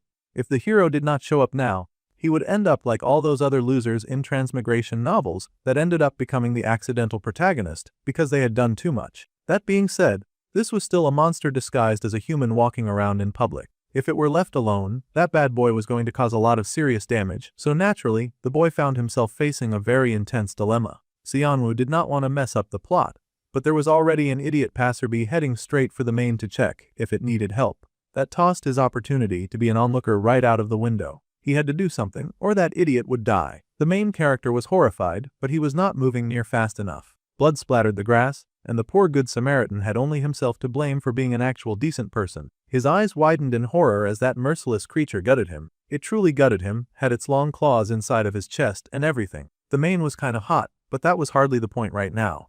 Its formerly black eyes had gone red, and it tossed aside the body of the poor first victim, splattering blood all over the scene. The poor trash spat blood as he flew, bleeding and regretting a lot of his life decisions. Now that it had tossed the trash, the mane suddenly had the great idea to tear off its shirt and roar, like it was the king of the festival. Maybe it was because it did have a nice set of abs to back up that idea. All the blood and the roaring had definitely caught the eye of the other people who had just been enjoying the festival. And it was at this point that they understood that shit had just gotten real. There happened to be one idiot lady standing way too close to that monster, and she was frozen in fear because she knew that she was dead meat. The time for standing and observing was over. It was time for Xianwu to do more than just watch this madness go down. The poor people around had started to panic. There was a mane among them, and it was very clearly going berserk. Someone was saying that they needed to call someone and tell them that a mane was at the festival. Meanwhile, our dude finally took action with those fake glasses on his face. He rushed forward because, story or not, people came first, and a lady was about to die in front of him. He could not just keep standing back. Apparently, the hero was being delayed because he had done the responsible thing of reporting the spotted mane, and the authorities were telling him the results. After looking through the picture, they were sure that the creature was a mane. Jung Hyun-soo, and an agent of the Anti-Terror Special Task Force, was the one investigating the situation. He worked for the Mage Association, and he was still asking some really dumb questions about when they had taken the picture. Yes, the picture had been taken nearby, and the agent worried because this creature had been spotted during a festival when the area was crowded.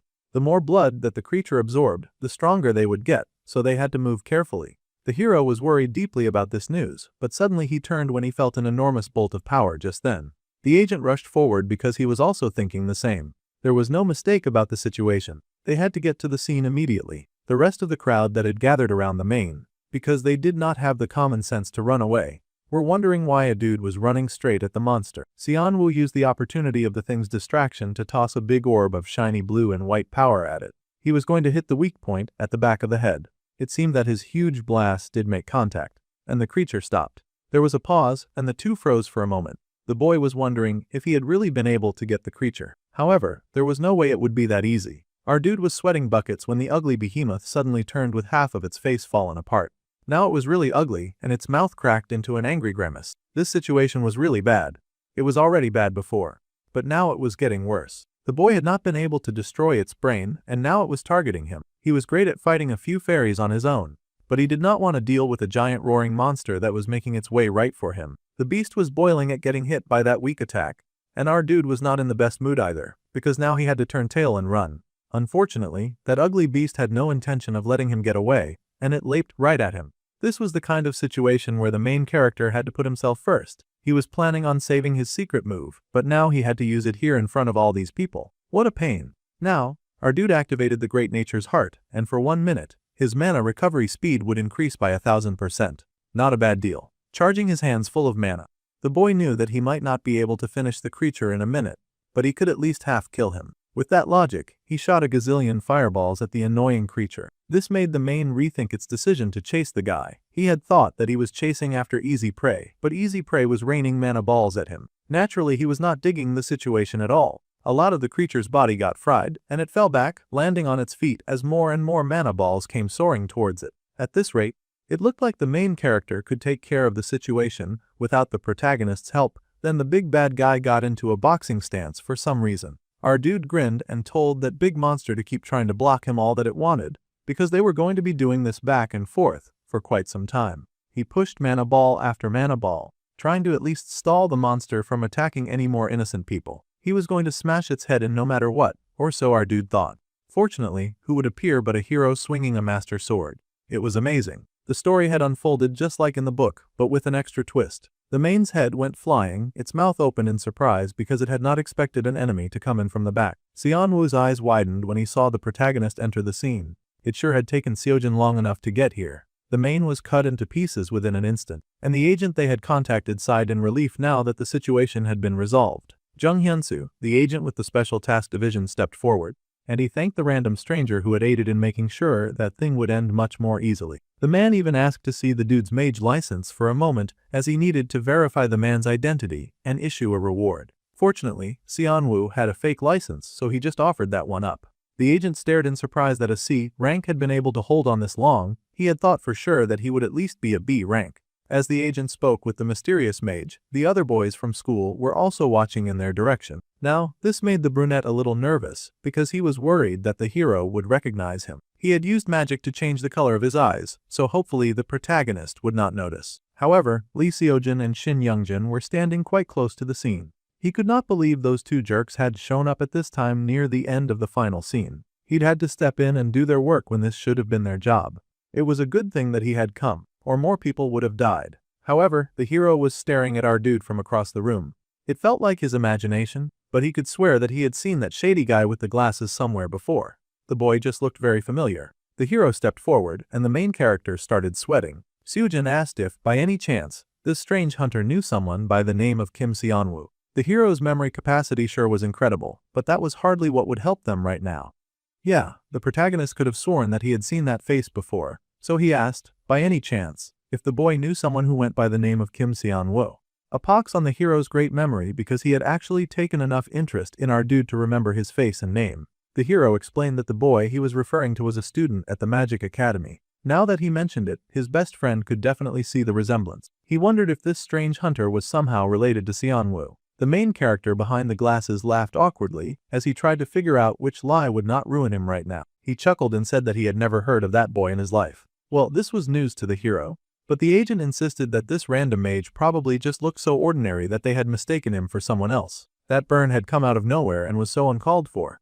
At any rate, the agents told the boys to stop bothering the nice stranger and go on with their day. The agent then thanked the random stranger, but the hero did not stop staring. It was crazy that the protagonist was really this observant. Usually they were just goody, two-shoes airheads. His golden eyes were really fixed on our guy. He should have dismissed this whole thing by now. Seon-woo would not have even gotten involved in this mess if the hero had just shown up on time. He had just done what needed to be done, that's all. First, the agents will be heading off. He informed the mage that more agents would arrive to handle reporters and take care of the situation. The boy bowed and thanked the agent for saving his life back there. While the evening continued, and our dude was able to retreat into the shadows for a bit to check out his stat window. He had now participated in defeating the B-rank villain Jang-un. The brunette was surprised to learn that he had participated in the subjugation. Of course he had participated, he had kept that monster stalled long enough for the main character to run at it. This was changing a bit too much from the original story, but perhaps that was how things had to go.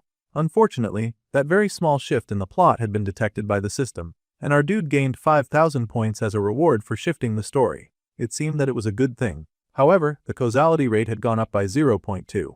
This really interested our guy, and he wondered what the causality rate was. Stuff had definitely changed because he intervened. Causality was earned by resolving major events in the main storyline. The more the story changed, the more the causality he could gain. They could then spend causality to activate powers. Hot dog, that sounded like a banging good deal. Then, he realized that if Lee Seojin died in his unaltered first life playthrough, then he wondered if it meant that he could have intervened and saved him by getting involved. Under powers, there was a whole list of possibilities, and even the opportunity to achieve whatever he desired. This meant that our dude could get whatever he wanted, and he was rather excited about that. The Deus Ex Machina 100 causality meant that he could achieve anything that he wished. There was one desire that the main character had. He wanted to go back home to the real world. He wanted to laugh and joke around with his friends again. Our guy was one of the few people who actually enjoyed the life that he lived before getting isekai'd. If that was the case, then there was no point in hesitating. He would charge full speed ahead into changing the story as much as he could, and upgrading until he could gain the success that he desired.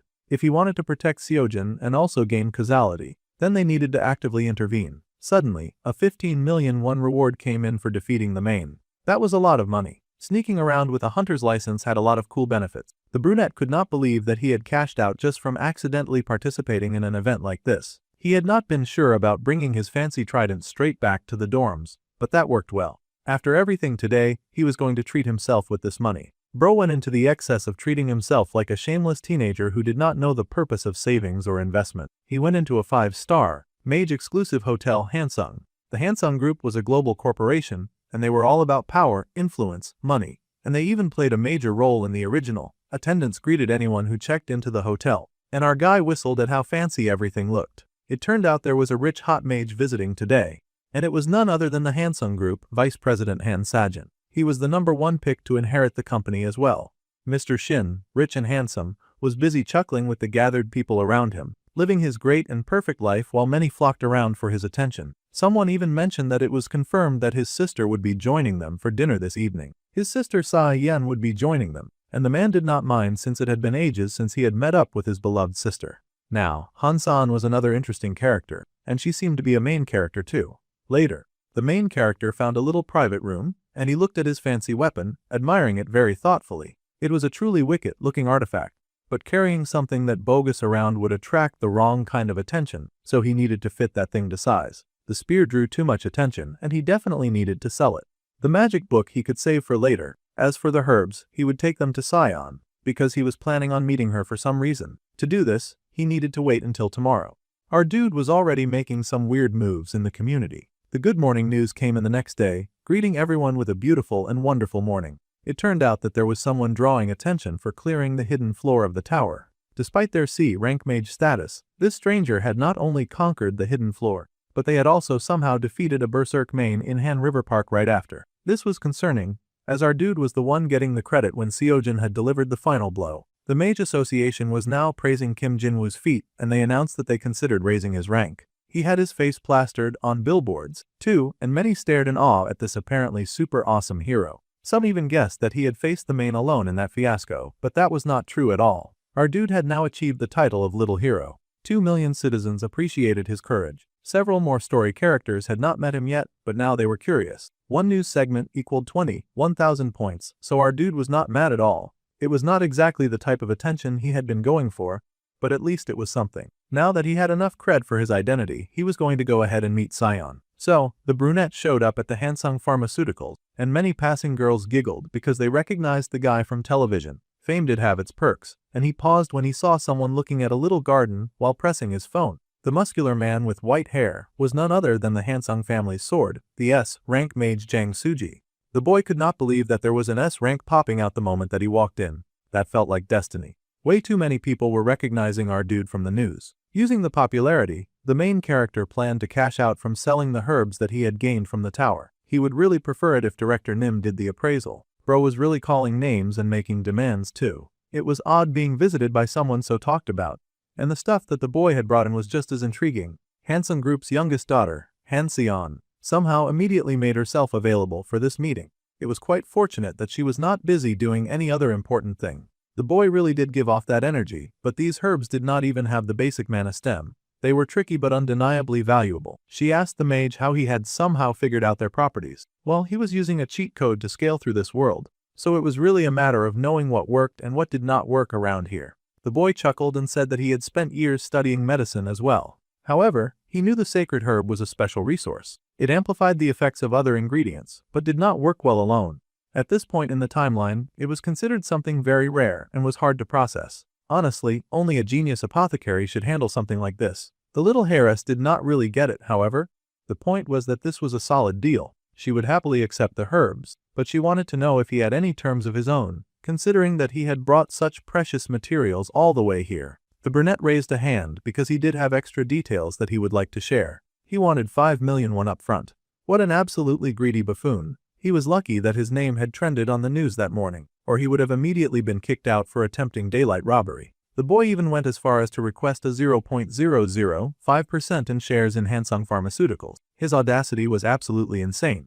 The lady could not believe what this boy was asking right now. Guess he did not know how big their group was. The boy just smiled and said that stock was what mattered. If the sacred herb got commercialized, Hansung would own pharma. As cute as he was, there was no way the young heiress was giving him shares, so she asked him to name another condition. As expected, he figured she would react that way to the shares request, which meant she was more likely to grant something else if he asked for it. He then requested a VIP underground auction membership. Please. Plus, he wanted her to make potions and to deliver items when he needed them. He would pay for the service, of course. Bro was making a lot of crazy demands for someone who had walked into the shop with just a few magical herbs. Sure, they were rare, but since this was their first time meeting, one would think that he would come in with some pretense of humility at least. The lady, however, was rather amused by his behavior, and he smirked. It seemed that this mage was asking to run her errands. In exchange, he would tell her the weak spot of the vice chairman Han Sejin, who was the older brother of the division head.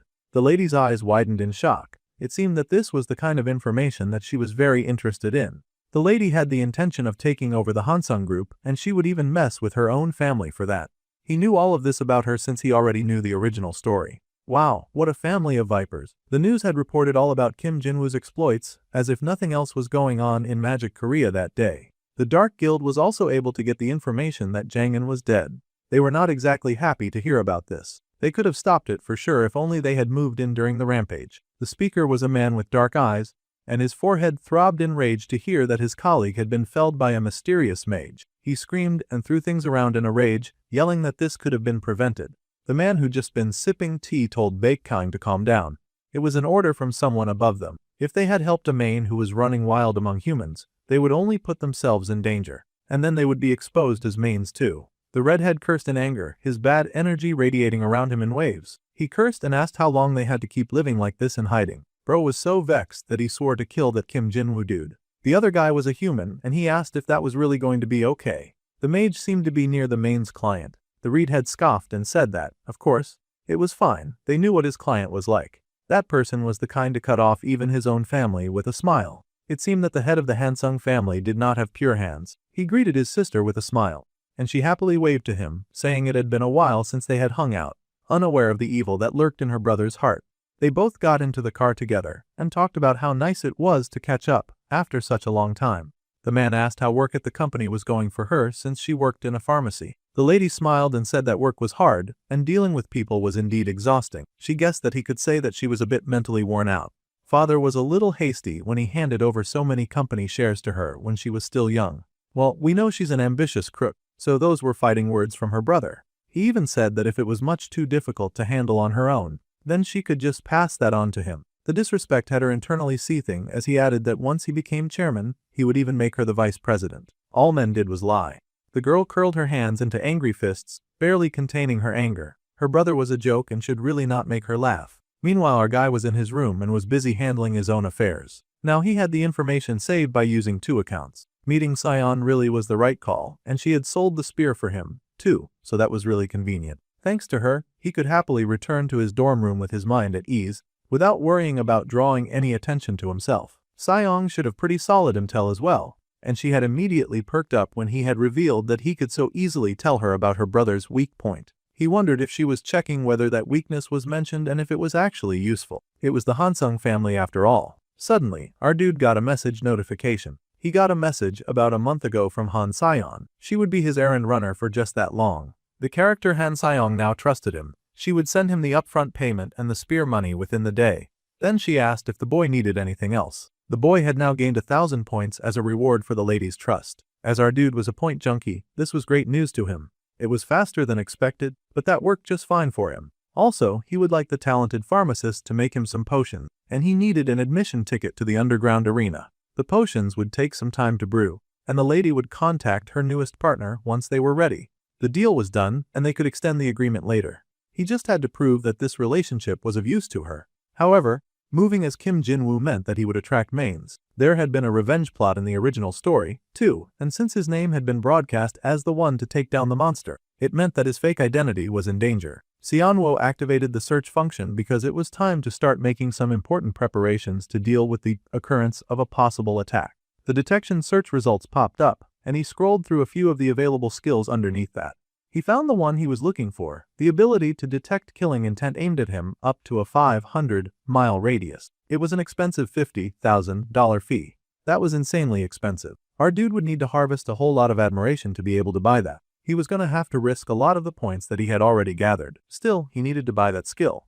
It was the price of staying alive after all, so he closed his eyes and pressed purchase. A few days later, the main character was living his life, and he was able to retrieve the potions that he had requested for. The lady had made them with a sacred herb mixed in. All he had to know was that the side effects had been amplified along with the effect. The amplified mana elixir potion was a kind of increase in mana recovery speed by 500% for 5 minutes. However, our dude would then suffer mana exhaustion for just 30 minutes. That was almost a fair price to pay. Then, out of nowhere, he complimented the beautiful damsel in front of him, telling her that she looked pretty good right now. Yeah, she was not falling for such easy rage bait, and she arrowed her eyes at him, changing the topic suddenly. Everything about this mysterious young man was suspicious. He was a capable mage who wanted such a high-ranking potion. Plus, she wondered how he even knew about the conflict between her and her brother when they appeared amiable and loving to most outsiders. Now that she had fulfilled her half of the bargain, she would like to speak on the weak point of her brother's that he had mentioned the other day. She had dug through her own channels to investigate,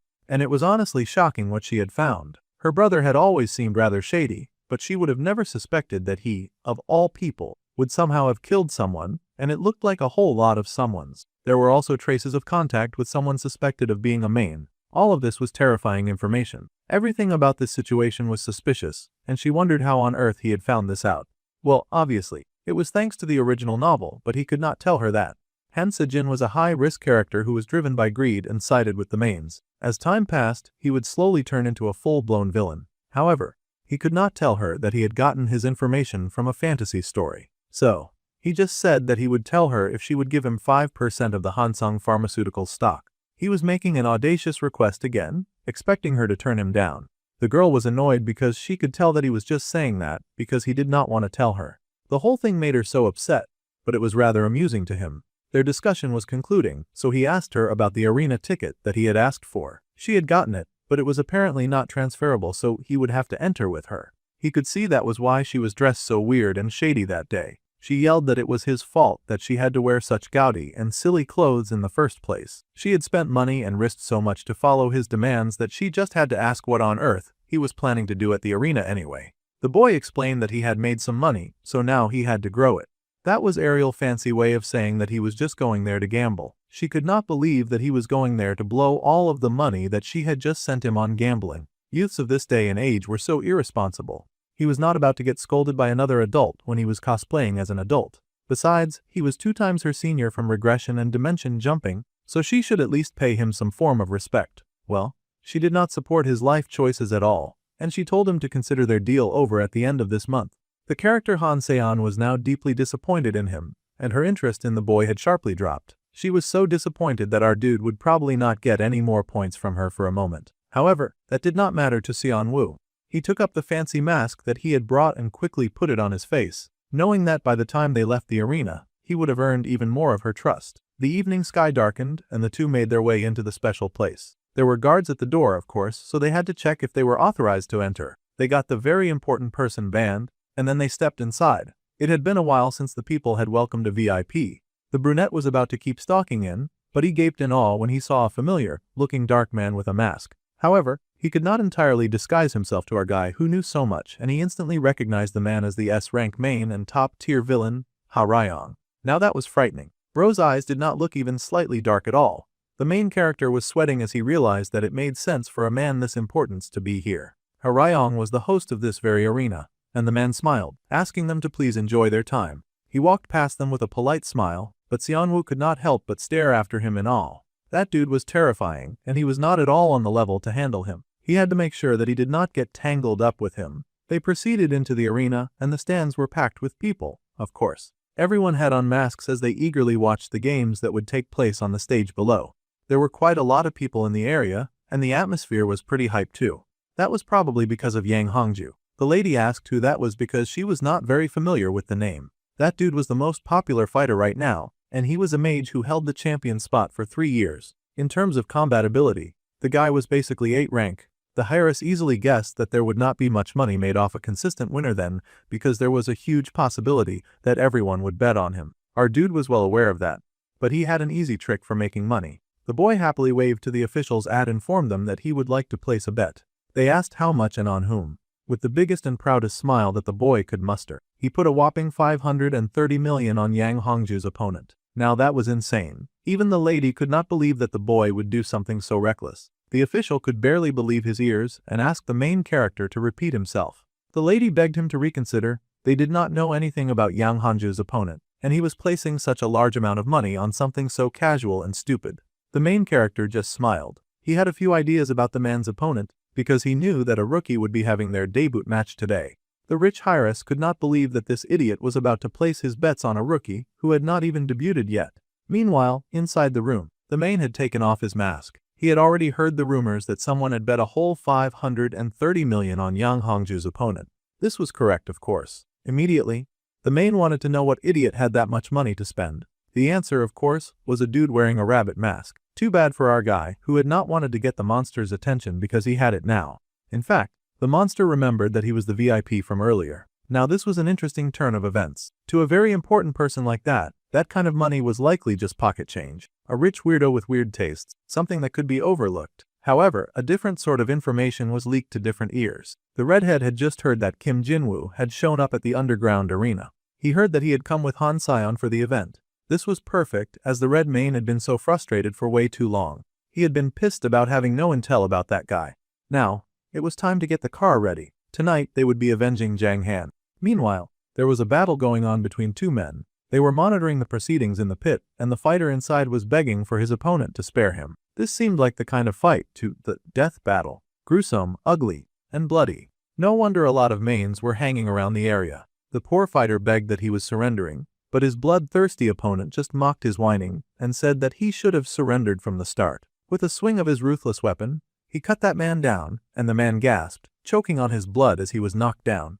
They had a winner for the first match, and it was none other than some crazy jerk with long hair.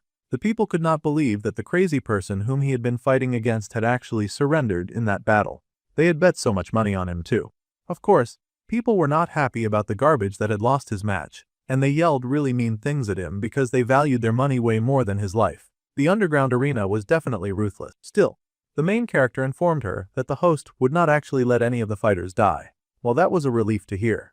Now, in just a moment, the strange rookie would fight against the arena's champion. The match between Liang Lang and Yang Hongju was about to begin. This match had 2.8 billion on the champion, Yang Hongjun, and a whopping 530 million on the rookie Liang. Apparently, no one else had bothered to be on Liang. Everyone had played it safe and put their bet on Yang Hongju. This meant that he was about to cash out big time. Some people around him whispered, of course, judging whatever stupid lunatic had been dumb enough to place a bet of such a large amount on the Liang Lang. After all, reverse odds were great, but there was a limit. If that rookie lost, that idiot would get nothing. There was not even a doubt that the long-running winner would win. The student smirked and told them to talk all they wanted. If things went his way, he was walking out with almost 6 times what he put in. Now, at last, the fighters were entering the battlefield. The first person to enter was the muscular, known behemoth that almost everyone was betting on. The next person to enter was the dark-haired fighter, called Liang Liang. Everyone whispered when they saw the dude. Dang, our guy was not feeling confident anymore, even after laying his eyes on him. The first noticeable thing about this fighter was that he was kind of small. The difference in weight class alone almost made no sense. Xianwu tried to play it cool. Sure, the fighter was skinnier than he had expected. Perhaps it was because he had not grown yet. In truth, he was not here only for the money. The villain group that played a huge role in the main story was called Jaein. The fighter that they were going to display now was someone who was going to end up joining the Jaein group. The skinny-looking short guy with muscular arms might have made for a more intimidating look if he were taller and did not look so sickly. Obviously, a heavy hitter like that was someone that the brunette was interested in watching. He wanted to see the villain's fight style at least once. However, he had not expected the dude to look like that. Now people were going about asking who the heck had bet such a large amount of money on a loser like that. Xianwu was fighting not to die from embarrassment. He had to trust in the plot. Even though a lot of the story had changed, he had to keep believing. This was a scene that had been written in the original novel after all, and he had not done too much to change this particular part of the story. The fighter Liang Liang had never lost a single match in the underground arena. Of course, the big winner took one look at that sickly-looking short pathetic rote, and he laughed, saying that the man was so low-level that he could not even bother with it. It was an insult to him that he even had to fight a guy like this. Bro was just radiating all the colors of arrogance. With a scoff, the muscular fighters powered the sparks all over his body, and he burst forward at maximum speed, flying forward to take down the opponent standing in front of him. With a gasp, the small, emaciated-looking villain dodged with shock, managing to avoid that punch that had come flying right at him. The villain actually looked surprised, like he had not expected his opponent to attack him that fast. However, the mighty Hongju suddenly spun in his attack and managed to land a hit on the villain that had been trying to dodge him. With a gasp of pain, the smaller-looking future villain went flying. The poor dude hit the wall, smashing against it hard, and he struggled to stand up as the muscular guy advanced. The crowd was cheering and crowing with joy. They were so pleased about what they were seeing. Meanwhile, Xianwu was high-key panicking. It was good to see a main character act unsure about his decisions for once. He did not want to lose 500 million on a crazy dare. He believed in the story, but the beating the future villain was taking was incredible, and he wondered if that tiny guy could actually win. While our bro was worried about the future of his finances, a smooth car was driving towards the arena with the intention of ending all of his futures permanently. They needed to get to the underground arena, but there was an understanding that they could not storm in right now. If he rained Haryang's event, he would not be able to make it out in one piece even if he did get some vengeance. Instead, the redhead main was going to play it smart. He needed to know what time the event would end. Fortunately, the event would be ending at 10:30. That was a good time, and the evil monster grinned because that worked great for him. When he killed that loser, he would make sure that he would regret it. Meanwhile, the Liang Liang dude was getting beaten within an inch of his life. Bro was getting smacked by that big, muscular giant in every possible way. With a heavy fist, the big multi-winner slammed a huge sucker punch right into that tiny guy's gut, and the future villain made out a large cry of pain. This beatdown was so one-sided that the main character had every reason to worry about how this was going down. The big muscular Galut laughed at his victim, and he told the little runt to know his place and to get lost. With that, he kicked that dude into the wall again. At this point, he was treating his opponent like his own personal punching bag. He was just playing with him at this rate, kicking him, punching him, and throwing him around for fun. That was so many levels of fall.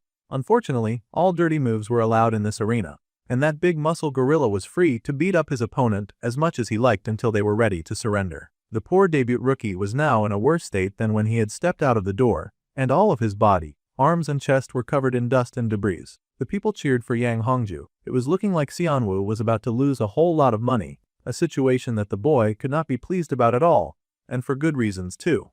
No one would want to lose that much at once. He had trusted in the story, but now the crowd was happily praising the name of Yang Hongju. The main character could not believe how fall the story was doing to him right now. There was no way that the big gorilla had actually won.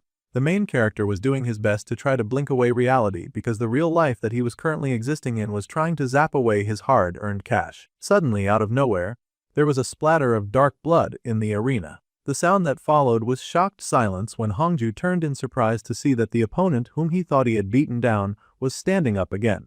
The man coughed up blood, shocked as he realized what had hit him. The future villain smiled wickedly, a look of joy on his face at finally getting to land a hit.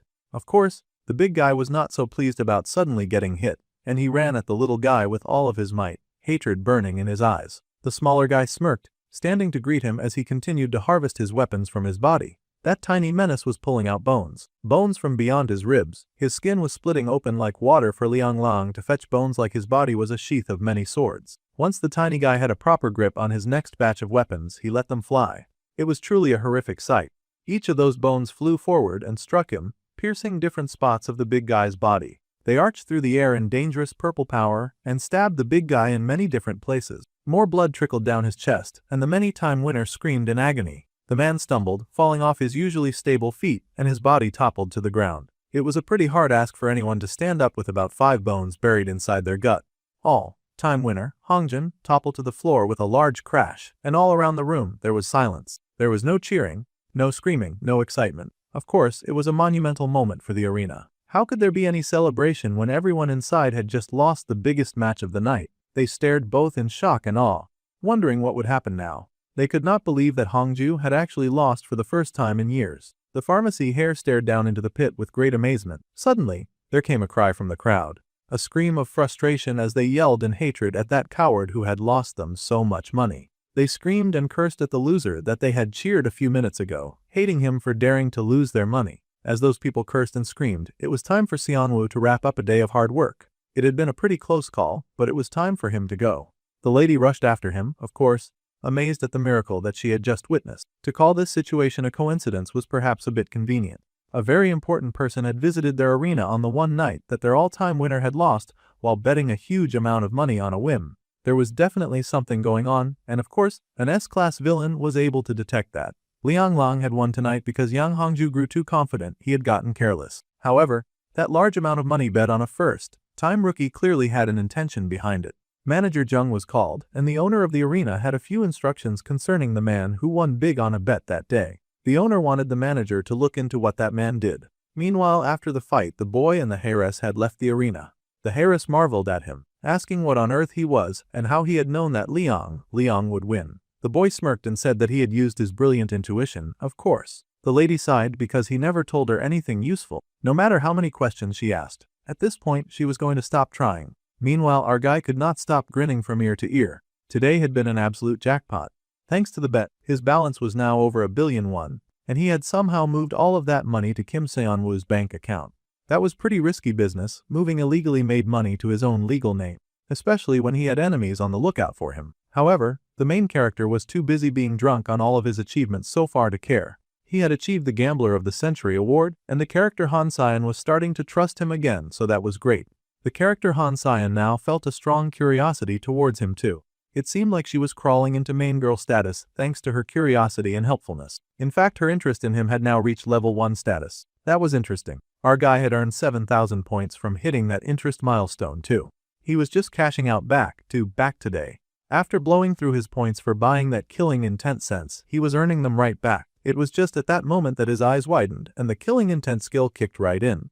The main character froze as he felt danger coming in strong and heavy from the mysterious white car parked along the road. Killing intent had appeared. Killing intent had popped up like he had summoned it just by thinking about it. What a tragedy. There was just one group that immediately came to mind. It was definitely the Vengeance Society that had come to fulfill their little vengeance plotline. In the original, there was a main character who had come out to avenge their comrade Zhang Han. The boy was hesitant about the whole situation, and the lady beside him asked what the sour face was about.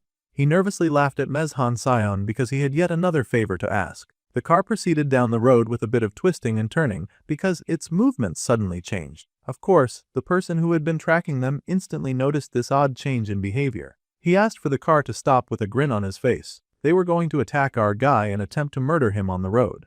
It seemed that Xianwu had the same idea because he had also gotten out of the car. The redheaded man stepped out, eyeing his chosen victim. The bold hunter stood alone, not even Han Sion was in sight anymore. Then again, he wondered if his pathetic-looking hunter was really the one to kill Jang Han. The dude did not look very impressive after all. His body was also not trained or muscular. To top it off, the energy radiating off him was loser energy, weak and pathetic, with barely enough mana. Now the big bad red was confused. However, standing before him, our dude chugged down that very expensive elixir that he had just bought. He had spent so much money on it that it was used up that quickly. After taking his little cheat potion, his body was now radiating with a bit more power, and he grinned, wiping his lips as he cooed for his enemy to show himself. He needed the enemy to speed things up a bit, because the nonsense that he had just put in his mouth tasted completely foul. He had taken the amplified mana elixir, and now his mana recovery would increase speed by 500% for 10 minutes. After that, he would get mana exhaustion for 30 minutes. In other words, he needed this battle to go very quickly, and he needed his opponent to show up immediately. This battle could not last longer than 30 minutes. Since his opponent was taking his sweet time, Xianwu went out of his way to goad the jerk a little. They knew that the little monster had been aiming at him for a while now, so they could skip the pleasantries and jump right ahead into business. The man frowned, seeing that the hunter's aura had now changed all of a sudden. It was still not exactly threatening, but at least it was not as weak as before. The man chuckled, saying that our dude was pretty impressive. Then, out of nowhere, he summoned some pretty intense fire spears, pointing them all at our guy.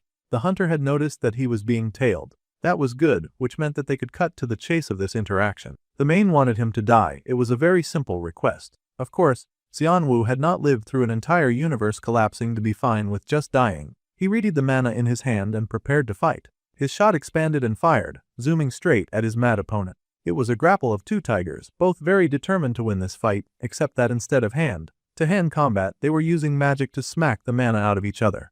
The blast was spectacular and the main grinned. He had 2 shots of firepower left, and after exhausting that, he could just drop to physical power, which would prove difficult for our guy. However, the main character also had the advantage of a 500 upgrade boost, so they could fight on equal footing for at least 30 minutes. That was what it seemed like until those terrible yellow spears made a beeline for the brunette, and he actually looked horrified to see them. There was a huge explosion, and the pharmacy head sweat just watched that fire from afar. She knew that a fight was going to break out, even if she did not properly understand what the fight was about. She had seen the look on the brunette's face and had asked him what all of his sudden seriousness was about. The boy had explained that there was someone tailing them, and she panicked, thinking that it could be a rival company of the Hansung group. However, she was not the only important person in the car. She should put some respect on his name. Technically, this mess was connected to her since her brother was working with these evil monsters. At any rate, he needed her to drive somewhere more secluded. It would be no good to avoid this guy and have him trace him all the way to school. It would be in his best interest to catch and take that guy as soon as possible. The lady asked if the person chasing them was someone that he could actually fight, and the boy smiled that it would not be easy. The mana of the enemy was the kind to far exceed a B rank, and the lady was worried within reason. She knew the guy beside her was not a wimp, but he also did not strike her as the Hulk of fighters. She worried if he would be okay, but Xianwu assured her that there was nothing that plot armor could not do for him. That was why he was asking for help.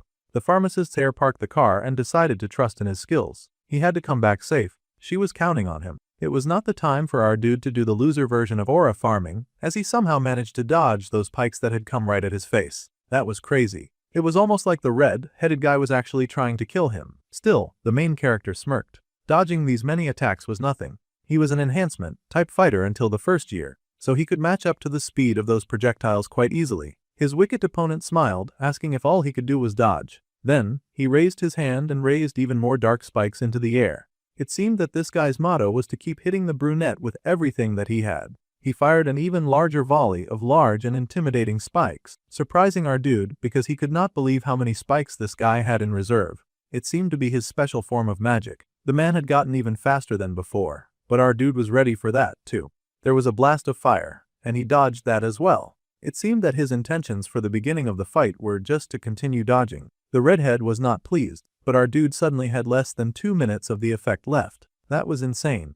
They had barely started fighting. This skill was clearly such a rip-off. It was about time for Xianwu to do something incredibly foolish before all of his power ran out. He needed to settle this fight once and for all. Immediately, the brunette activated the amazing effect of Great Nature's Heart. For 1 minute, mana recovery speed would increase by 1000%.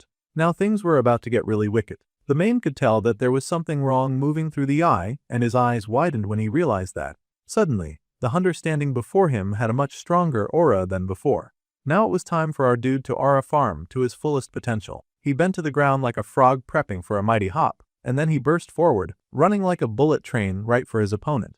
The angry redhead responded with his special magical skill of a buffet of spikes, growling as he prepared to launch it at the madman running straight for him. This was dangerous. The monster knew that he had to block that attack no matter what, though dodging would be a bit more common sense and would possibly lessen the damage. The monster's fear was valid, though, because our guy was speeding through the spikes of fire like it was a casual maze that he was playing for fun. The mane grunted in horror, seeing the boy come even closer and closer. It grabbed one of its spikes like he intended to use it as a weapon, and he slashed it out in front of him, discouraging the brunette from coming any closer. The main character did not hesitate, and he charged up a blue ball in his palm like it was a special attack that he had borrowed from another franchise with a blonde-haired lead.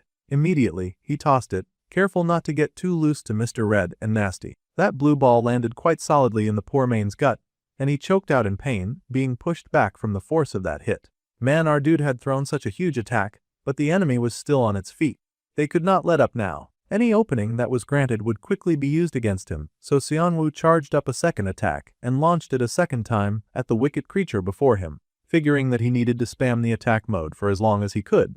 That wicked redhead blocked the attack, growling in annoyance at how persistent the student was. The mane cursed, hands raised as it pushed back the attack. Xianwu was also doing the best he could, but he was struggling to some degree. At this angle it was difficult for him to aim for the monster's brain. Suddenly, an idea occurred to the brunette in glasses. Suddenly, he quit attacking from afar and actually came right up close and personal to someone who was actively trying to kill him. This behavior stunned the redhead, of course, and he was even more stunned when he suddenly got slammed in the jaw by a very unforgiving fist. From here, he could definitely hit the brain, and the monster growled for his opponent to stop, as if he was going to stop when any slowing down meant certain death. This was over, it had to be, and the main character grabbed the monster by the neck, squeezing down in an attempt to permanently end its life. However, for some reason that he could not understand, the neck underneath his hand was not breaking. It did not make sense. He had increased mana recovery speed by 500% for just 10 minutes. Of all times for that stupid mana exhaustion to activate, and for 30 minutes too. This was the worst thing to happen to our main character. For some reason, he had been unable to kill the main, and he was forced to back away. The monster, of course, immediately took the chance available to it. It healed its wounds, and it manifested a spike within its reach, turning it around with wicked malice in its eyes. With a joy like no other, the monster raised the spike with every intention to end Xianwu's life. However, before that could happen, there was a huge slash, and blue light came down on the monster, slicing it in two. There was a familiar-looking big tough guy behind the corpse of the fallen beast, and the main character stared at him in awe. Finally, a strong fighter had come. Jang Suji, the S-rank mage, and the sword of the Hansung family. It seemed his little favor from Sion had arrived. Now that the big bad beast had been taken down, our dude was now left alone with his knight in shining armor that had come for him. Of course, this knight was not in shining armor, and he was an old man from the family that Xianwu happened to be currently exploiting. The sword demon Jang Sugi had shown up in time to save the day. He was one of the strongest in the original story. That man had cut down Baek Kang, who could trade blows with A ranks in just a single strike. Peak admirable behavior. The old man was not digging the fact that a mere man had dared to lay a hand on the youngest daughter of the Hansung family. That was not actually how it went, but he appreciated the girl for putting in that lie if it got the guard to come in to his aid faster. The lady of the hour showed up, running over to check if her sweet Kim Jinwoo was okay. The sweet, doting, rich girl hurried to check if he was hurt anywhere, and the boy laughed, assuring her that he was not hurt by much, and he did not even need support to stand. It seemed that he had managed quite well, buying time for the real people who arrived with help. The girl was happy to help the boy cut down his enemies, because she believed that her life was on the line too. Yeah, that big bad and red had only come for him today, but at least now he would not be causing any future problems, so they had technically killed two birds with one stone. Sion felt that it was totally reasonable for her to rush and bring the strongest person she knew to fight this battle. Well, now the B-rank villain Baek Kang had died. That was a bit of a deviation from the usual story, and the causality rate had increased by 0.6 points. Fortunately, the character Han Sion still trusted him, so that was great, and the main character gained a 1,000-point reward.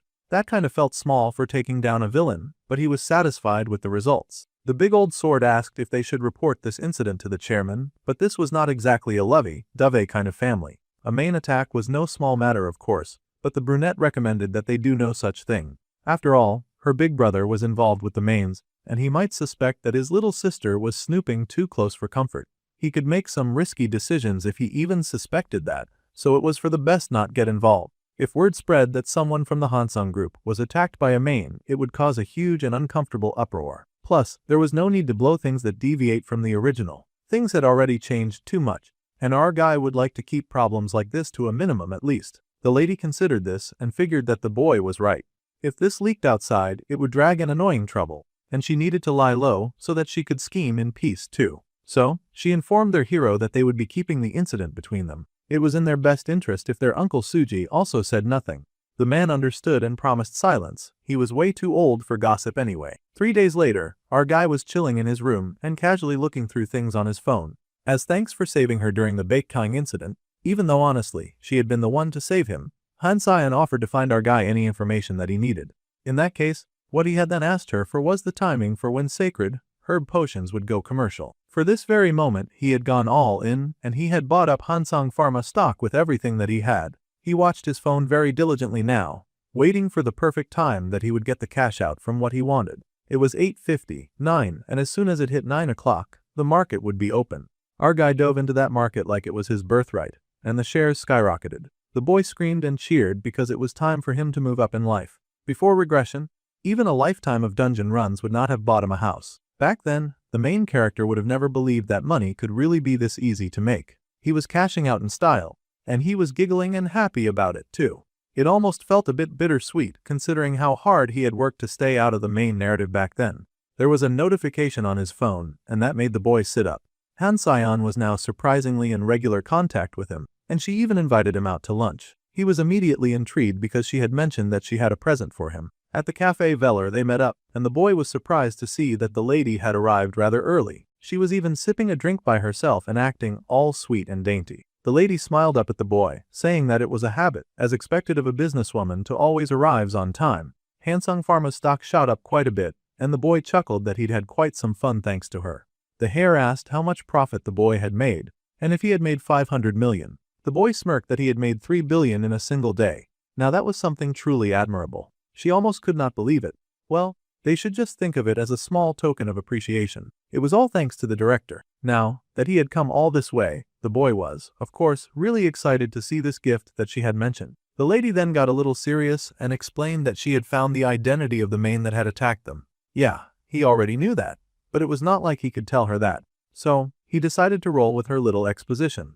The lady revealed the man's name was Baekhyang, and when he was disguised as a human, he was usually a very notorious hitman. However, during the investigation, they had learned that there was someone who dealt with Baekhyang frequently. That person was, of course, none other than her own dear older brother, Han Sejin. The main character already had the idea that the big bad brother was dealing with mains, but he had not guessed that the big red would be one of them though. He was not surprised about the whole thing all the same.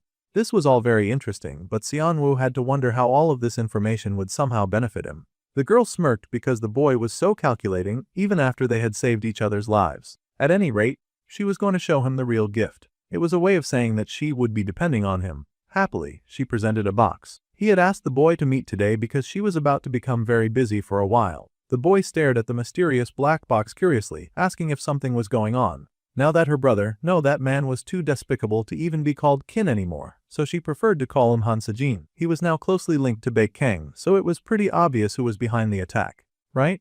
The Hyra still believed that the attack had something to do with her. Since our dude had not revealed that he had just been using her advantageous fighter. The lady scoffed that she could not stand being in anyone's debt. In truth, he was probably in her debt, but he had settled that score by helping her find out about her brother's nefarious acts. Whether it was a favor or a grudge, Sion preferred to pay back as soon as possible. With that, she got up and left, leaving the main character alone with the storage and a very mysterious box. Sion's assumption that Han Sejin was behind Baekhyang was still just a misunderstanding. However, the fact that her brother was a villain would not change. That man was evil, and it was probably better to end him as soon as possible. Sooner or later, that man would get in Sion's way too. In that case, taking down Han Sejin through Sion was not a bad idea. Then, the lady stopped to call Kim Jinwoo for a final thing. She smiled and said that she hoped it suited him, making him even more curious about this mysterious package. After all, she had worked really hard to pick up that gift herself. The boy smiled and thanked her, showing gratitude that she had gone the extra mile to be kind. Then, he carefully opened the box and found within it a silver band. It was a mana alloy bracelet, the type of sturdy bracelet that was imbued with mana and had an SS durability rate. How kind of the rich heiress to buy him such an expensive item. It was almost like she was flirting. The boy beamed with joy at getting such a sweet item. He sat there staring happily at his wins when he suddenly got a notification. The boy looked up in surprise and saw that the character Harayong was curious about him. He was now gaining 1,500 points. That could not be a good thing. Inside his office, the big boss of the mains was looking through the files that he held, studying as much as he could about this strange, masked rich guy. Someone came in and bowed, greeting Lord Harayong. It had been almost 10 years since he had known Qianhai, and he asked if the man had come to discuss the 10 Demon Council. Well, that was correct, but there was also another matter that the council wanted to address. There was something that the man wanted to ask first. With his head bowed, he talked about how he was sure that the main man had heard that his close friends Zhang Han and Baek Kang had been killed a few days ago. Coincidentally, this could all be traced back to their encounter with a human mage who was tangled up in both incidents. According to Baek Kang, before he had died, this man had visited the arena not long ago. The man with his head bowed then asked their king Lord Harayong if he had perhaps ever heard of a hunter called Kim Jinwoo. Now this was very interesting because that happened to be the guy that he was investigating. Of course, the Dark Lord had heard of that guy. In fact, he was currently looking into him. It was interesting that other people were taking an interest in his query, and it was no surprise, honestly, because his query had been very busy. That guy also happened to be the only VIP that had bet on Lang Liang. In the dimly lit office, the man then made the request for the big boss to share any information that he had on Kim Jinwoo. The man was ready to spill his blood on the graves of his fallen friends. Oh, that guy was also a main. They kept popping up one by one. Immediately, the big boss called Qianhei to heal. It was one thing to come into his office and make a request. It was another to get so passionate that the request started to border on a demand. It was best that the big guy watch himself, or he would get burned. The strong and oppressive pheromones oozing from the big boss hit that dude like a ton of bricks. He quickly got the message to shut up.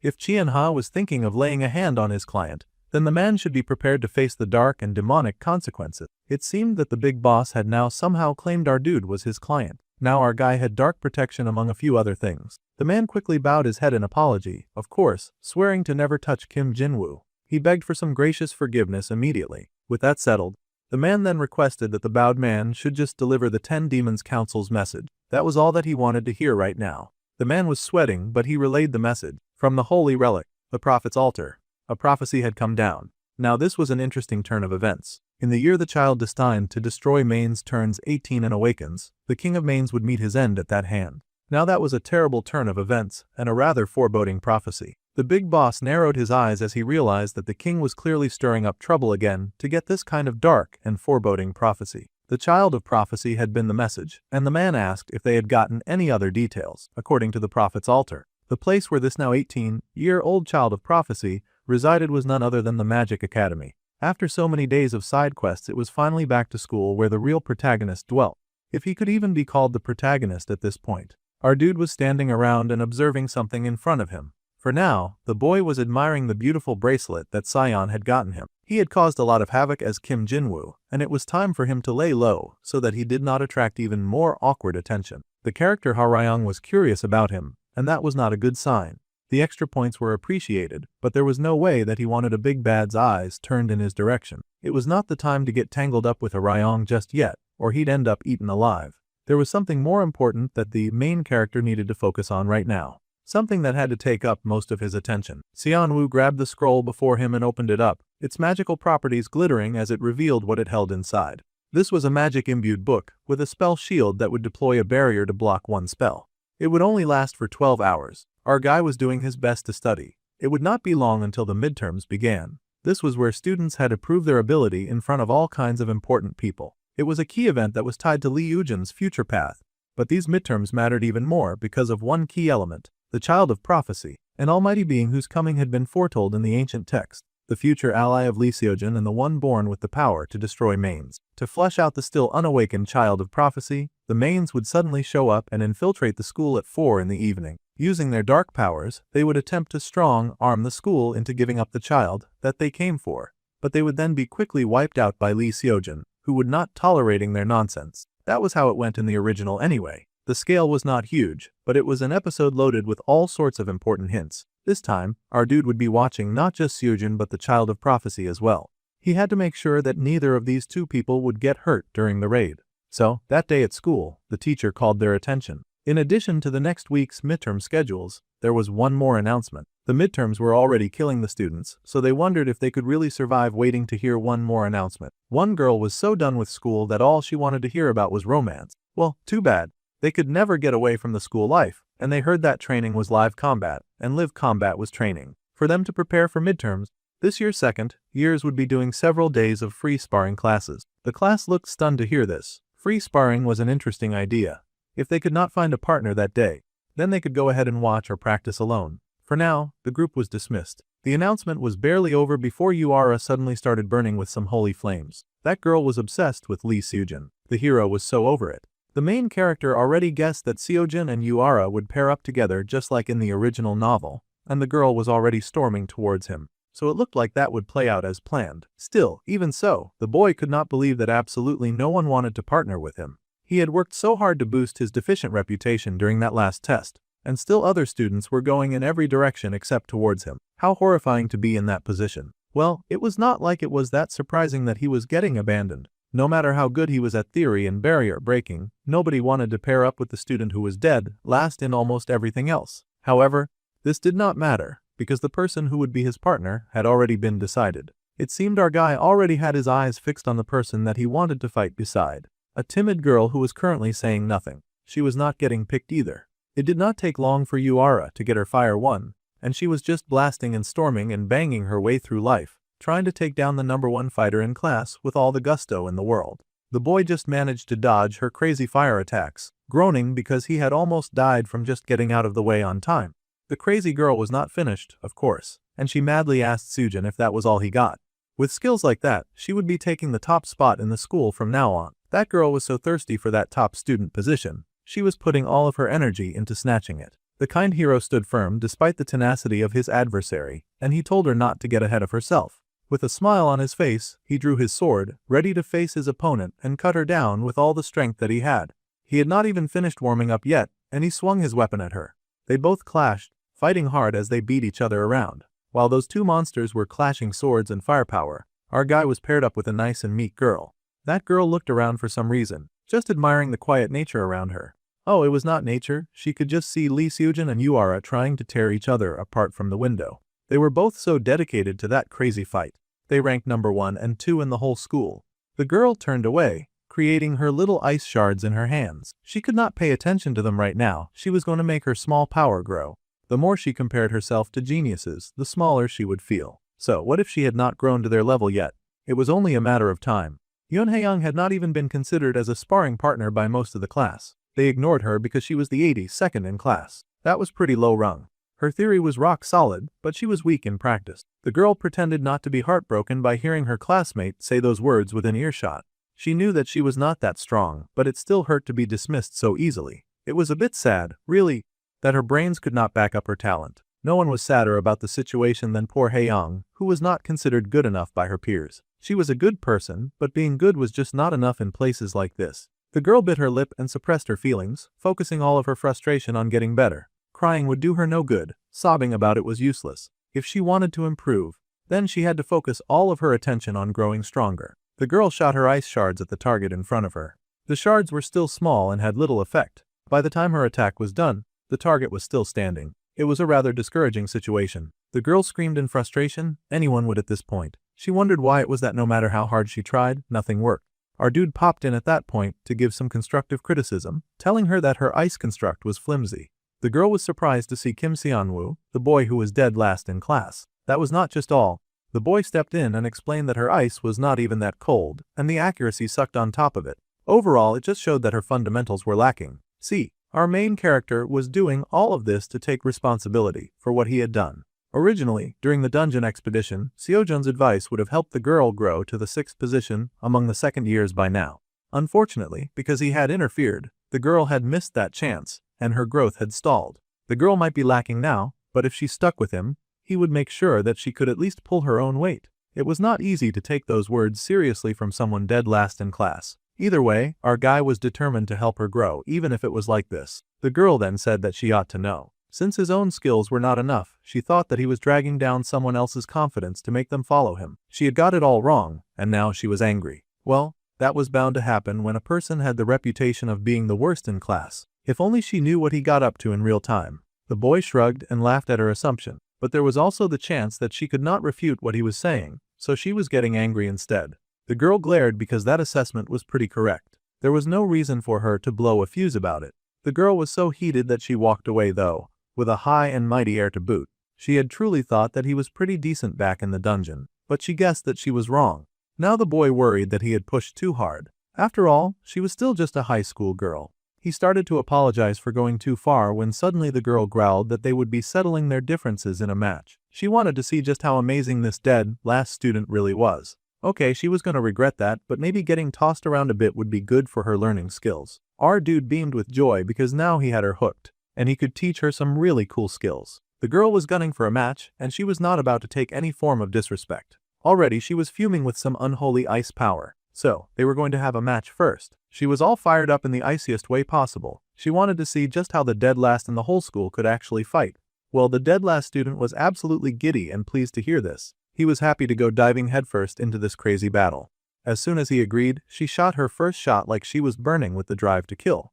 That shot definitely landed with a healthy amount of killing intent. It was crazy. Ice Girl was not playing around because many other shots followed right after, one after the other, all aimed towards our guy.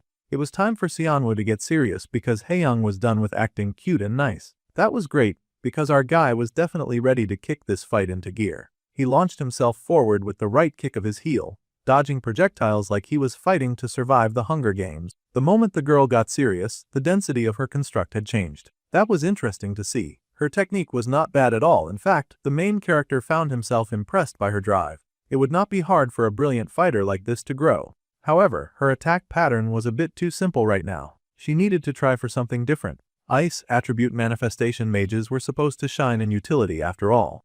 The girl grit her teeth at the insult, and she growled, asking if the boy was really ready to see a different pattern. With that, her hand raised, and she suddenly summoned a giant ice spear. It was incredible. She had no business wasting her time with those tiny ice projectiles when she could pull something like this. That thing was at least 5 times her height. Seonwoo stopped because he was quite impressed by it.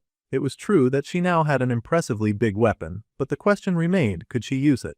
With a blast, she shot that death weapon right at the student suspected to be dead last in the whole school. That was almost premeditated murder. The boy stared in alarm at how fast that thing came flying at him. It was large after all. He had to kick to the sky immediately, dodging the ice spear and the way it exploded, covering almost the entire area in ice. Haeyoung herself was shocked. That thing that she had been trying so hard to develop on her own had never worked until now. It was crazy that we had been practicing all this time just to get it right at this time. The ice explosion was so deadly that the main character had to take to the air just to dodge that attack. He landed on the large ice pillar that had been erected, looking at the girl who stared up at him in awe. People needed the right kind of stimulus first if they were going to draw out their abilities. So, provoking the girl had clearly been the right choice because now she was making fast progress, and the boy smiled with pride. The girl, however, seemed to take that as an insult, but that was fine since this kind of provocation was apparently great for her growth and health. The girl asked how he planned to win if he was always going to run away. She raced at him with rage, asking if he really wanted to partner up with her when he was not even showing her his skills. The battle continued, and the boy stomped his foot on the ice. An inexperienced manifestation mage shared the same weakness as most mages like her. With a blast, he shot forward, reaching the girl in a matter of seconds, and she gasped, caught off guard by his sudden approach. He smirked because once it came to close combat, a lot of these high-power mages were instantly shut down. Still, the girl tried her best when it came to defending herself, and she raised her hand to block his attack.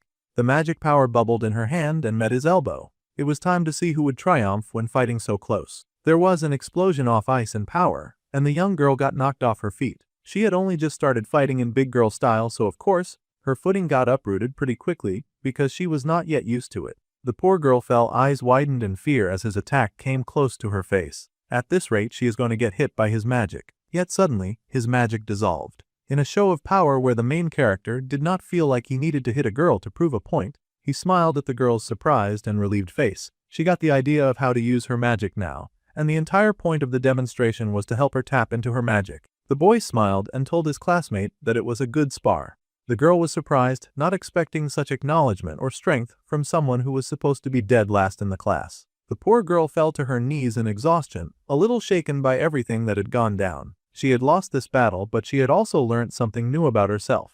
Everything about this situation is kind of overwhelming. The girl was tired, but with a small laugh, she wondered if she really should be learning magic from the dead last class after all. The boy smiled and stretched out his hand, saying that she just did not know how to bring out her talent. That was all. He smiled and offered to help her, and they would try doing this together. The girl was surprised, staring at this outstretched hand, and wondering if the guy could really help her to use her talent. Well, she took that hand and took that gamble, willing to see what the future had in store. Since this battle had proved fruitful to some degree, the girl smiled and agreed to give Seonwoo a chance, so he had better teach her well.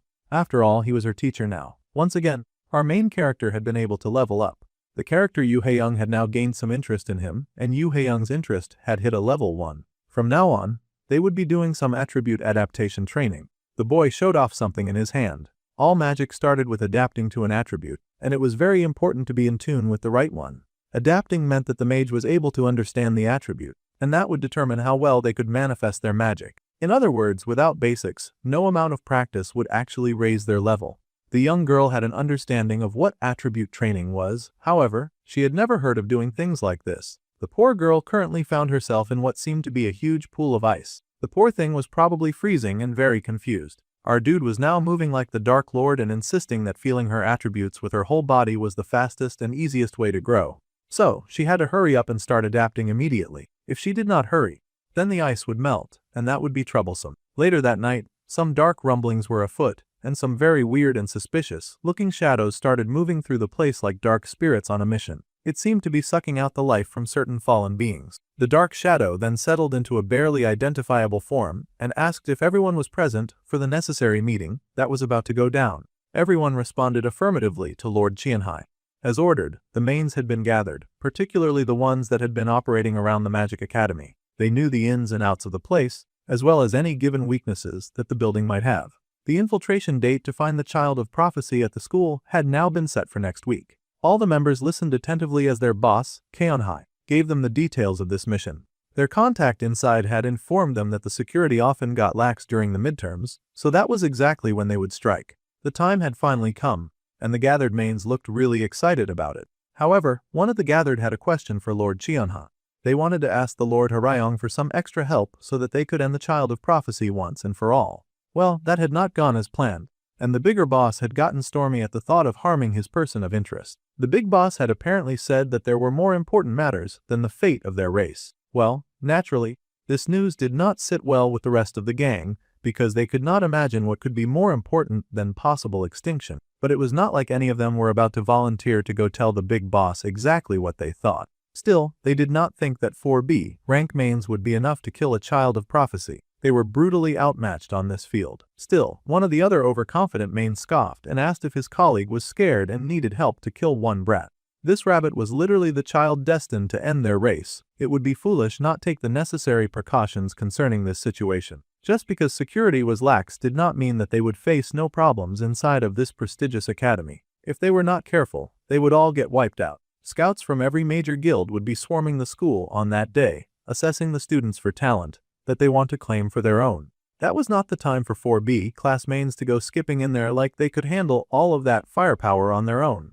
The boss before them agreed with the situation and the sentiment. However, it was different if they locked away anyone who got in the way. The man then raised a pink, magical, glowing orb and then expanded it over the mains gathered before him. They stared in awe at the rush of power that just washed over them. It was an incredible demon grand barrier. The foot soldiers looked around the barrier with wonder and wicked glee as their boss informed them that they were free to rampage as they liked. In fact, the boss Qianhai would be joining them in this mission. It was very important for the foot soldiers to ensure the death of the child of prophecy. Meanwhile, the next evening, back on campus, our main character was still training with his adopted student so that she could hurry and level up. First, she needed to master the attribute and then the form, solidifying the water before her. She needed to be able to picture the ice without actual ice present. Then, she would carve that sensation into her whole body. The girl focused as she created a single snowflake in her hand, pretty and gorgeous. Slowly, that flake expanded into her giant snow spear. It was large and formidable, and holding it up did not exhaust so much of her mana either.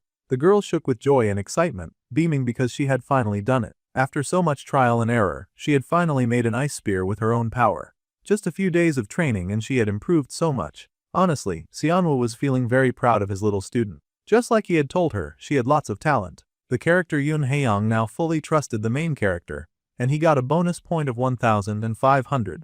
The girl happily called him her teacher and even said that from now on, she would believe anything that he said. Now he had a devoted believer, and he laughed, asking if the form of her weapon was bearable. The girl was beyond happy to throw more ice at any problem that came her way. Her cheeks were flushed and her hands were a bit bruised from all of the work that she had put in. The girl was enthusiastic, but she was also clearly in pain from all of the training. Still, he wanted her to hang in there just a little longer. All of this was to help her grow.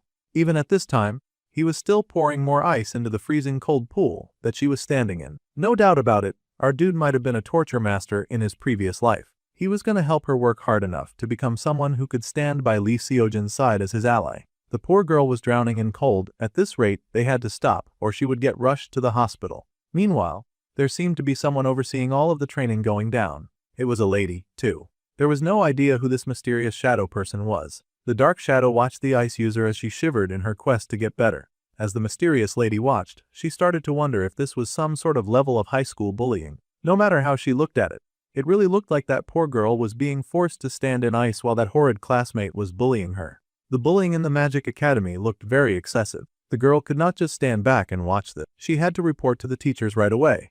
Before that little snitch could move and get the others in trouble, a teacher popped up to smile, noting that watching talented students grow was always a beautiful thing. The teacher Lee Hee-young had suddenly appeared out of nowhere. But the young first-year student was not about to waste time. She pointed at those horrid second-year students and the wicked acts that were clearly being committed.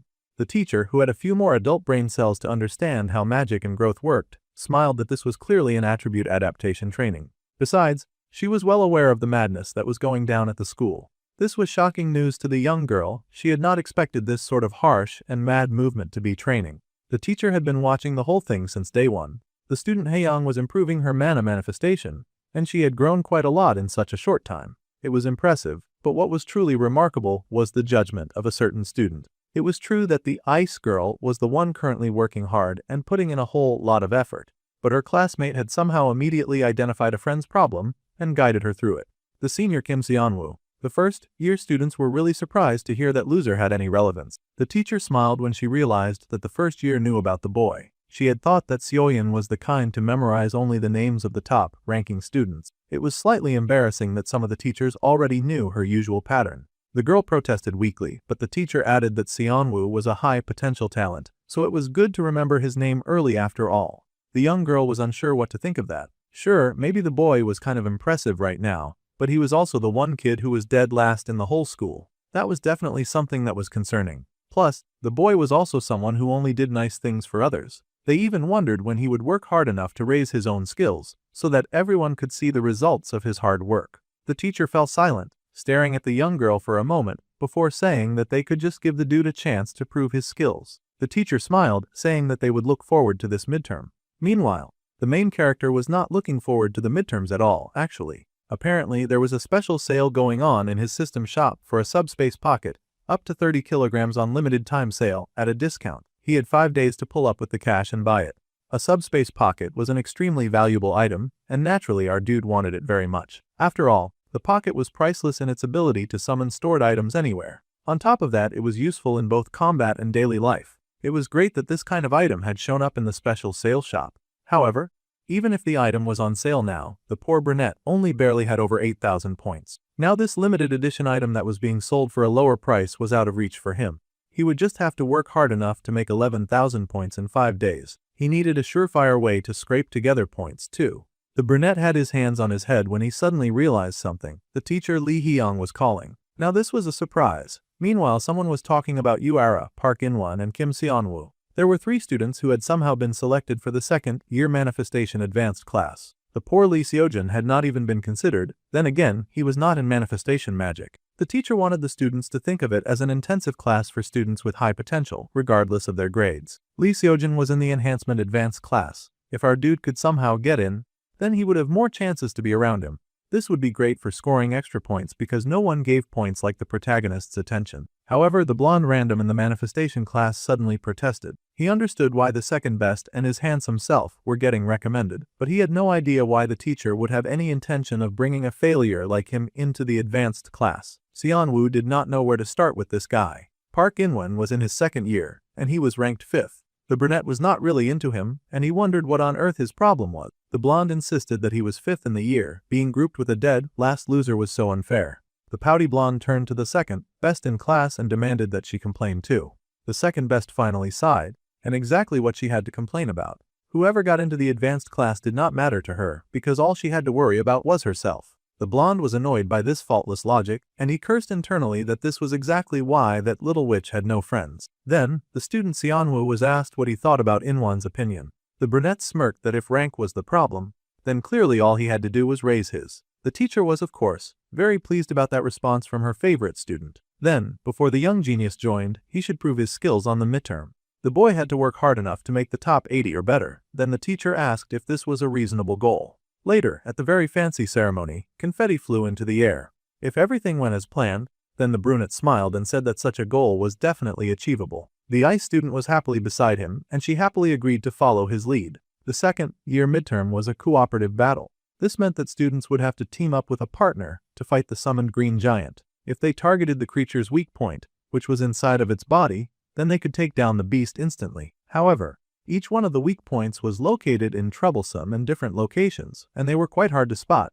One was situated on the ankle, and another was right on the head. So, most students got good grades just by surviving the monster's attacks. However, the truly skilled geniuses would blast fire from their hands. It was, of course, the team of the ever-tenacious Yuera and the hero of the story, Lee Seojin. While the girl distracted the beast with long-distance attacks, the boy dove forward and sliced the creature into pieces. Those guys basically already had the cheat code for excellence, so they did not need to bother with the weakling approach of finding weak points, when they could just completely annihilate the big and scary creatures. The scouts were excited in the crowd, happily cheering for Lee Seojin and hooting with joy. The boy had great synergy abilities already at such a young age, and his partner, Yuara, had such insane firepower. They were both truly the belles of the ball. With the geniuses out of the way, it was time for the two losers to step forward. It was time for Lee Xianwu and Haeyoung to step up into the top ranks. They were both super pumped and ready to succeed. Immediately, the main character rushed ahead, asking the ice girl to clear a path for him. Immediately, she got busy, channeling her attribute towards the floor, and the crowd watched in awe as ice spread over the floor beneath their feet. Her beautiful magic danced in different shades of blue, and the boy used the ice as a boost to push forward and get even closer to the big, ugly ogre in the ring. Meanwhile, the lousy talent scouts were busy laughing because they easily recognized our dude was the idiot who had embarrassed himself at the public ranking test. A lot of people were guessing that kind of kid had bribed his way in, and they laughed, wondering if he would run out of mana again. All of their mockery was working quite well in our dude's advantage, as he was informed that 254 people felt anticipation towards him. He would then gain 1,000 points as a reward. The boy smirked because he knew that the crowd was clearly expecting him to embarrass himself again. Unfortunately for them, this clown had done the necessary research and training to surpass the mistake that he had made, and he would no longer perform for their laughs. Outsiders' benefit immediately began to activate, and the main character quickly sensed where the weak spots were coming from. It was from the ogre's chest. The boy had even worn shoes for the weather, and he skated on that ice with the laser determination that this time, he had no intention of playing the clown. He shot out his magic at the beast in front of him, and the creature's body leaked blood. The gem that marked its weak point was instantly blown to bits, and its ogre friend cried out in what seemed to be camaraderie and rage. The big ogre launched forward and raced at the brunette, who was ready to take down ogre number 2. He was so invested in proving his haters wrong that he laughed and realized that this whole situation was going to end more easily than he thought. The ogre raised its fist, and suddenly the boy's eyes widened as he realized something. There in the stands was a face that he recognized all too well. It was none other than Qianha. Now this was yet another troublesome character in this story. The boy who had been preparing to take down the second monster with his mana blast suddenly made sure to miss the weak spot and hit only the creature's shoulder. Of course, such a clumsy shot was not going to stop the creature's charge, but the main character would rather be remembered as clumsy than noted to be a person of interest to yet another main. Of course, others watching the show groaned in disappointment and complained that the boy had not been able to hit the monster. Still, a closer shoulder shave like that was pretty good for a last-place student. Meanwhile, the main character was panicking. He had no idea what the ringleader of the attack was already doing at the school. The main's infiltration into the school was definitely supposed to happen at 4 in the evening after the exams had ended. Yet for some reason, he was seeing their boss just sitting casually in the audience like he was a regular visitor. Sanwoo had to get his head back in the game, because the ice girl called for him and warned him to look out. The brunette snapped out of his lost thoughts to realize that the ogre was almost on top of him. Fortunately, he managed to get out of the way of that giant, angry fist. Unfortunately, that orge's big smash shattered the ice underneath his feet and sent the boy flying. However, Haeyoung had spent all of that time working hard for a reason, and now an opportunity had opened for her to show her skills. With joy, her icy attack came down, and dozens of ice spears came down to freeze and slow down the creature. The girl yelled for her senior to stand up and snap out of it. They had to win if they were going to advance in class. The girl managed to help him to his feet, and the boy groaned weakly, while that big leathery beast gave a large arena law. That scream of victory seemed to be enough to snap our guy out of his trance, because he was not tolerating that disrespect, and the creature being that happy felt very disrespectful to him. With a wave of his hand, a blue shot of magic pushed out from the boy's hand to the ogre's body, and he was able to slash that big creature in two. At a time when he should have been holding back, he was busy showing off his awesome and destructive power. The ice girl was shocked, and the audience was shocked as well. For a moment, there was silence as people tried to compute that this dude casually firing and decimating the big monster before them was somehow the dead last student. Immediately, comments started flooding in about the boy's insane fighting level. They could not believe that the man had just done that, and they did not even know the compression manifestation technique. The boy had even hit nothing but the weak spot. Some others even thought that it had just been luck. That was a fine narrative since the main character was not trying to stand out anyway. Someone in the audience could not help but think that this designated loser was pretty good at his craft. There were huge cheers from the crowd, people shouting and celebrating. They did not have high expectations, so they could not believe that they got to see a match like this. The girl who fought with him had crazy manifestation skills, too. Good, they were identifying their student's role in winning the game. The ice girl was overjoyed and hugged her teacher close, but the boy just gave a heartfelt reply to that. The system popped up and informed him that 582 people now remembered his face. The boy had also gained the 3,000 points as a reward, and he had achieved the promising B rank achievement. Now, the boy could gain 2,000 points as a reward.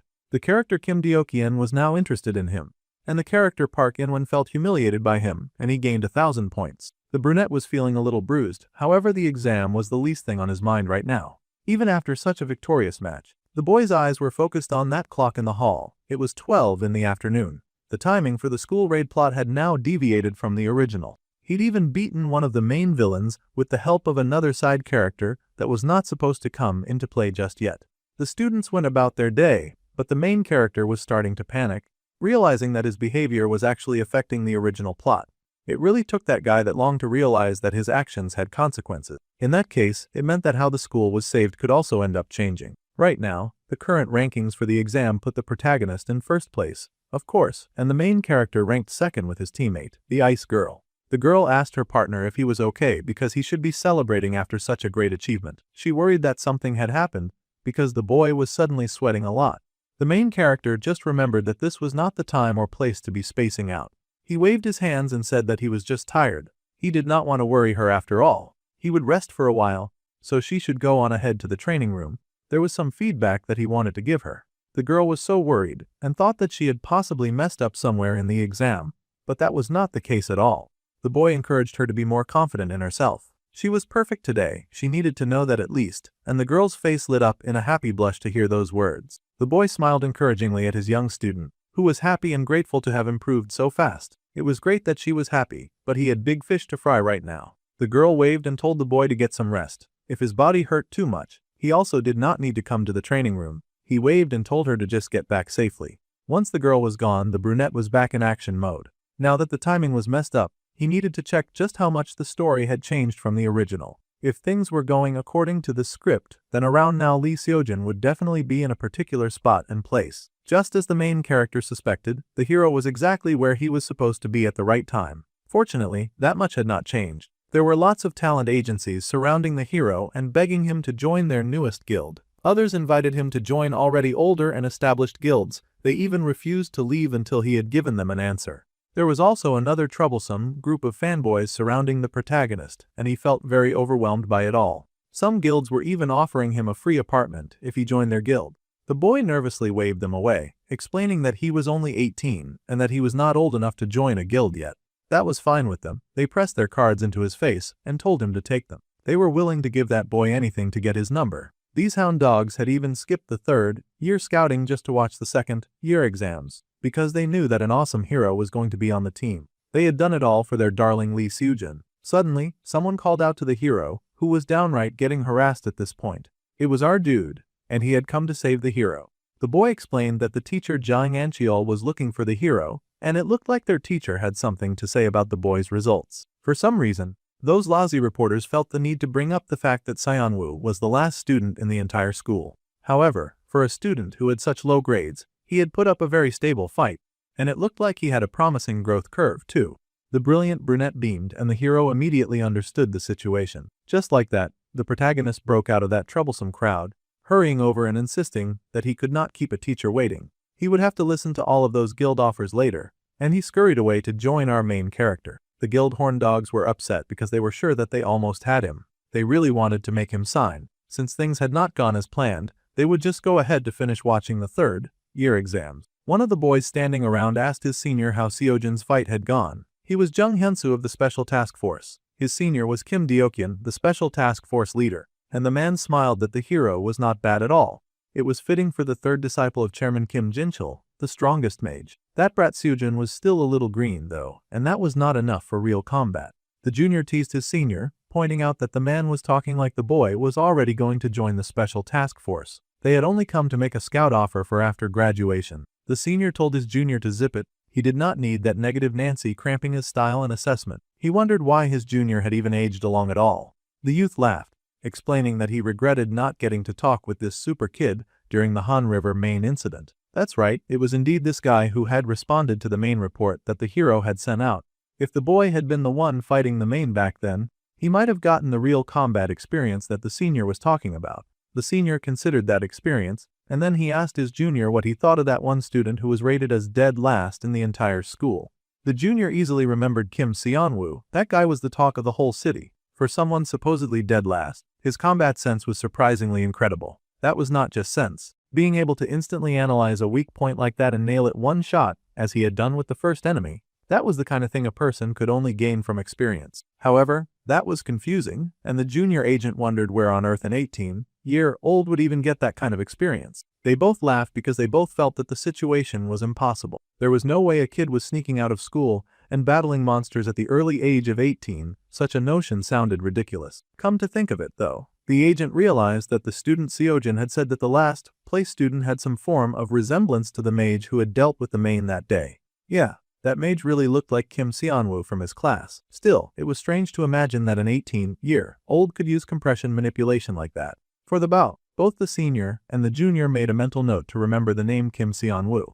The teacher of their year was happily talking to a few guests, and the others moved around the academy like normal. It was almost like a completely normal exam day. As this was going on, the protagonist thanked the main character for saving his life. He had almost gotten stuck in a very difficult situation for longer than he wanted. However, the hero asked why the brunette had come back to save him. The boy laughed and said that it was good to preview next year's exam in advance. The hero admitted that he really did not want to get cornered by those scouts again, so he was worried that sitting in the stands would attract their attention. Seonwoo smiled and explained that those guys had all gone to the reserved seats with the teacher. They had come in through a different entrance from us, so they should not run into them. Besides, it was important to learn other fighting skills if the boy wanted to maintain his rank in one spot.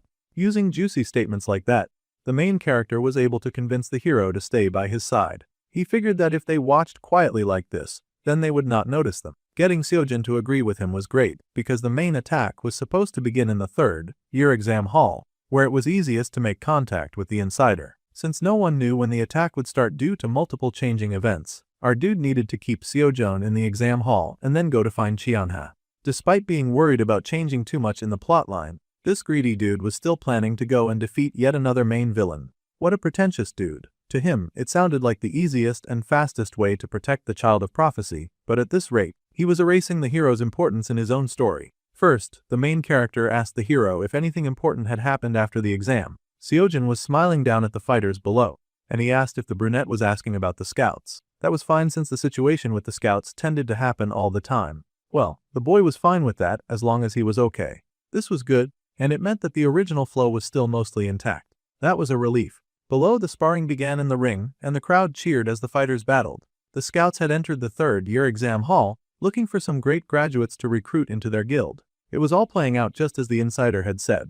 The man asked how everything else was going on their end. The others had already gotten to work, and they had released and hidden a healthy number of monster summoning circles all over the school. It sounded like they planned to make the area very unhealthy for normal living. However, Jen-san was sure to go wild the moment he saw a human, so they had been sure to place that guy somewhere secluded. So far, the work was done smoothly, and the boss congratulated Yangan on her good work. The lady smiled that it was only thanks to the good Lord Qianhai joining them that they were able to get this far now. The man stood with all the intentions to begin the raid and unleash his magic. With a wicked smile, the man gathered up the bubble of pink in his hand, and he was now ready to hunt for the child of prophecy. Meanwhile, the oblivious third years were still battling it out in the ring with sparkly power while those watching cheered and clapped. One third-year girl got knocked back, and she couldn't take the heat anymore. Quickly, she surrendered and called it quits. Park Miney forfeited, and the final winner was the mysterious Kim Changyan, who was the ace of the third-year class. The hero was actually having way more fun than he thought he would.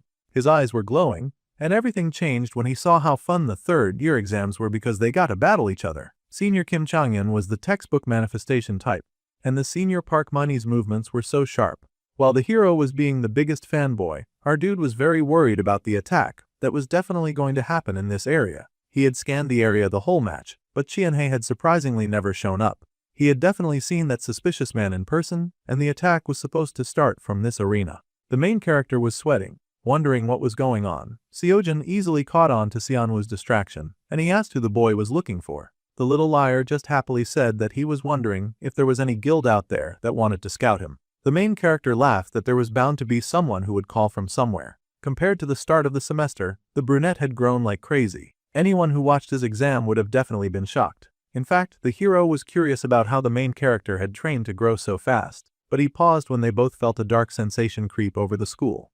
A deep purple barrier spread over the stands, and the two looked around in alarm. It was worse than the brunette had imagined. The mains were using this kind of thing that had never happened in his last life. There was now some deep trouble afoot. Some of the people down below knocked on the weird barrier that had suddenly and magically appeared around the school, wondering why a barrier had appeared. They wondered if someone was messing with the school, and their immediate plan was to call the teachers. No one knew what was going on, and some people were stuck outside of the barrier. Those outside wondered if some kind of accident had happened. Meanwhile, the mysterious monster summoning bags that those demons had left were starting to open, and monsters were starting to be summoned. It opened to a huge multi-colored portal, and the gathered boys stared in shock. Absolutely no one was happy to see the multiple red eyes staring back at them from the deep abyss inside of that churning and multi-colored portal. The wicked man smirked and then activated the portal, unleashing the monsters within. Goblins leapt out of those portals, filthy and hungry for violence. They immediately attacked the people standing around, who raced away in horror at the appearance of such monstrous people. The last thing they expected was to get attacked at a school event after all. They screamed that a monster was after them and then screamed for help for good measure. Monsters had invaded the school, and that call went out, seeking backup for anyone who could somehow get past that very thick barrier. All students and visitors were asked to immediately evacuate to the safe zones. The announcement was repeated that monsters had invaded the school. All teachers, scouts, and mages who could fight had been sealed inside the barrier. With nobody left to help, the child of prophecy would have to reveal themselves. That was actually a pretty neat trick. All of the actually equipped fighters had gathered to watch the third-year match, which meant that anyone with any form of capability was now trapped behind that stipulated purple barrier while monsters ran loose inside the school. It was genius. However, as the goblins ran amok, someone stepped out to stop them. One of the goblins immediately got sliced up, and the head boss cursed in annoyance, wondering who on earth was getting in his way.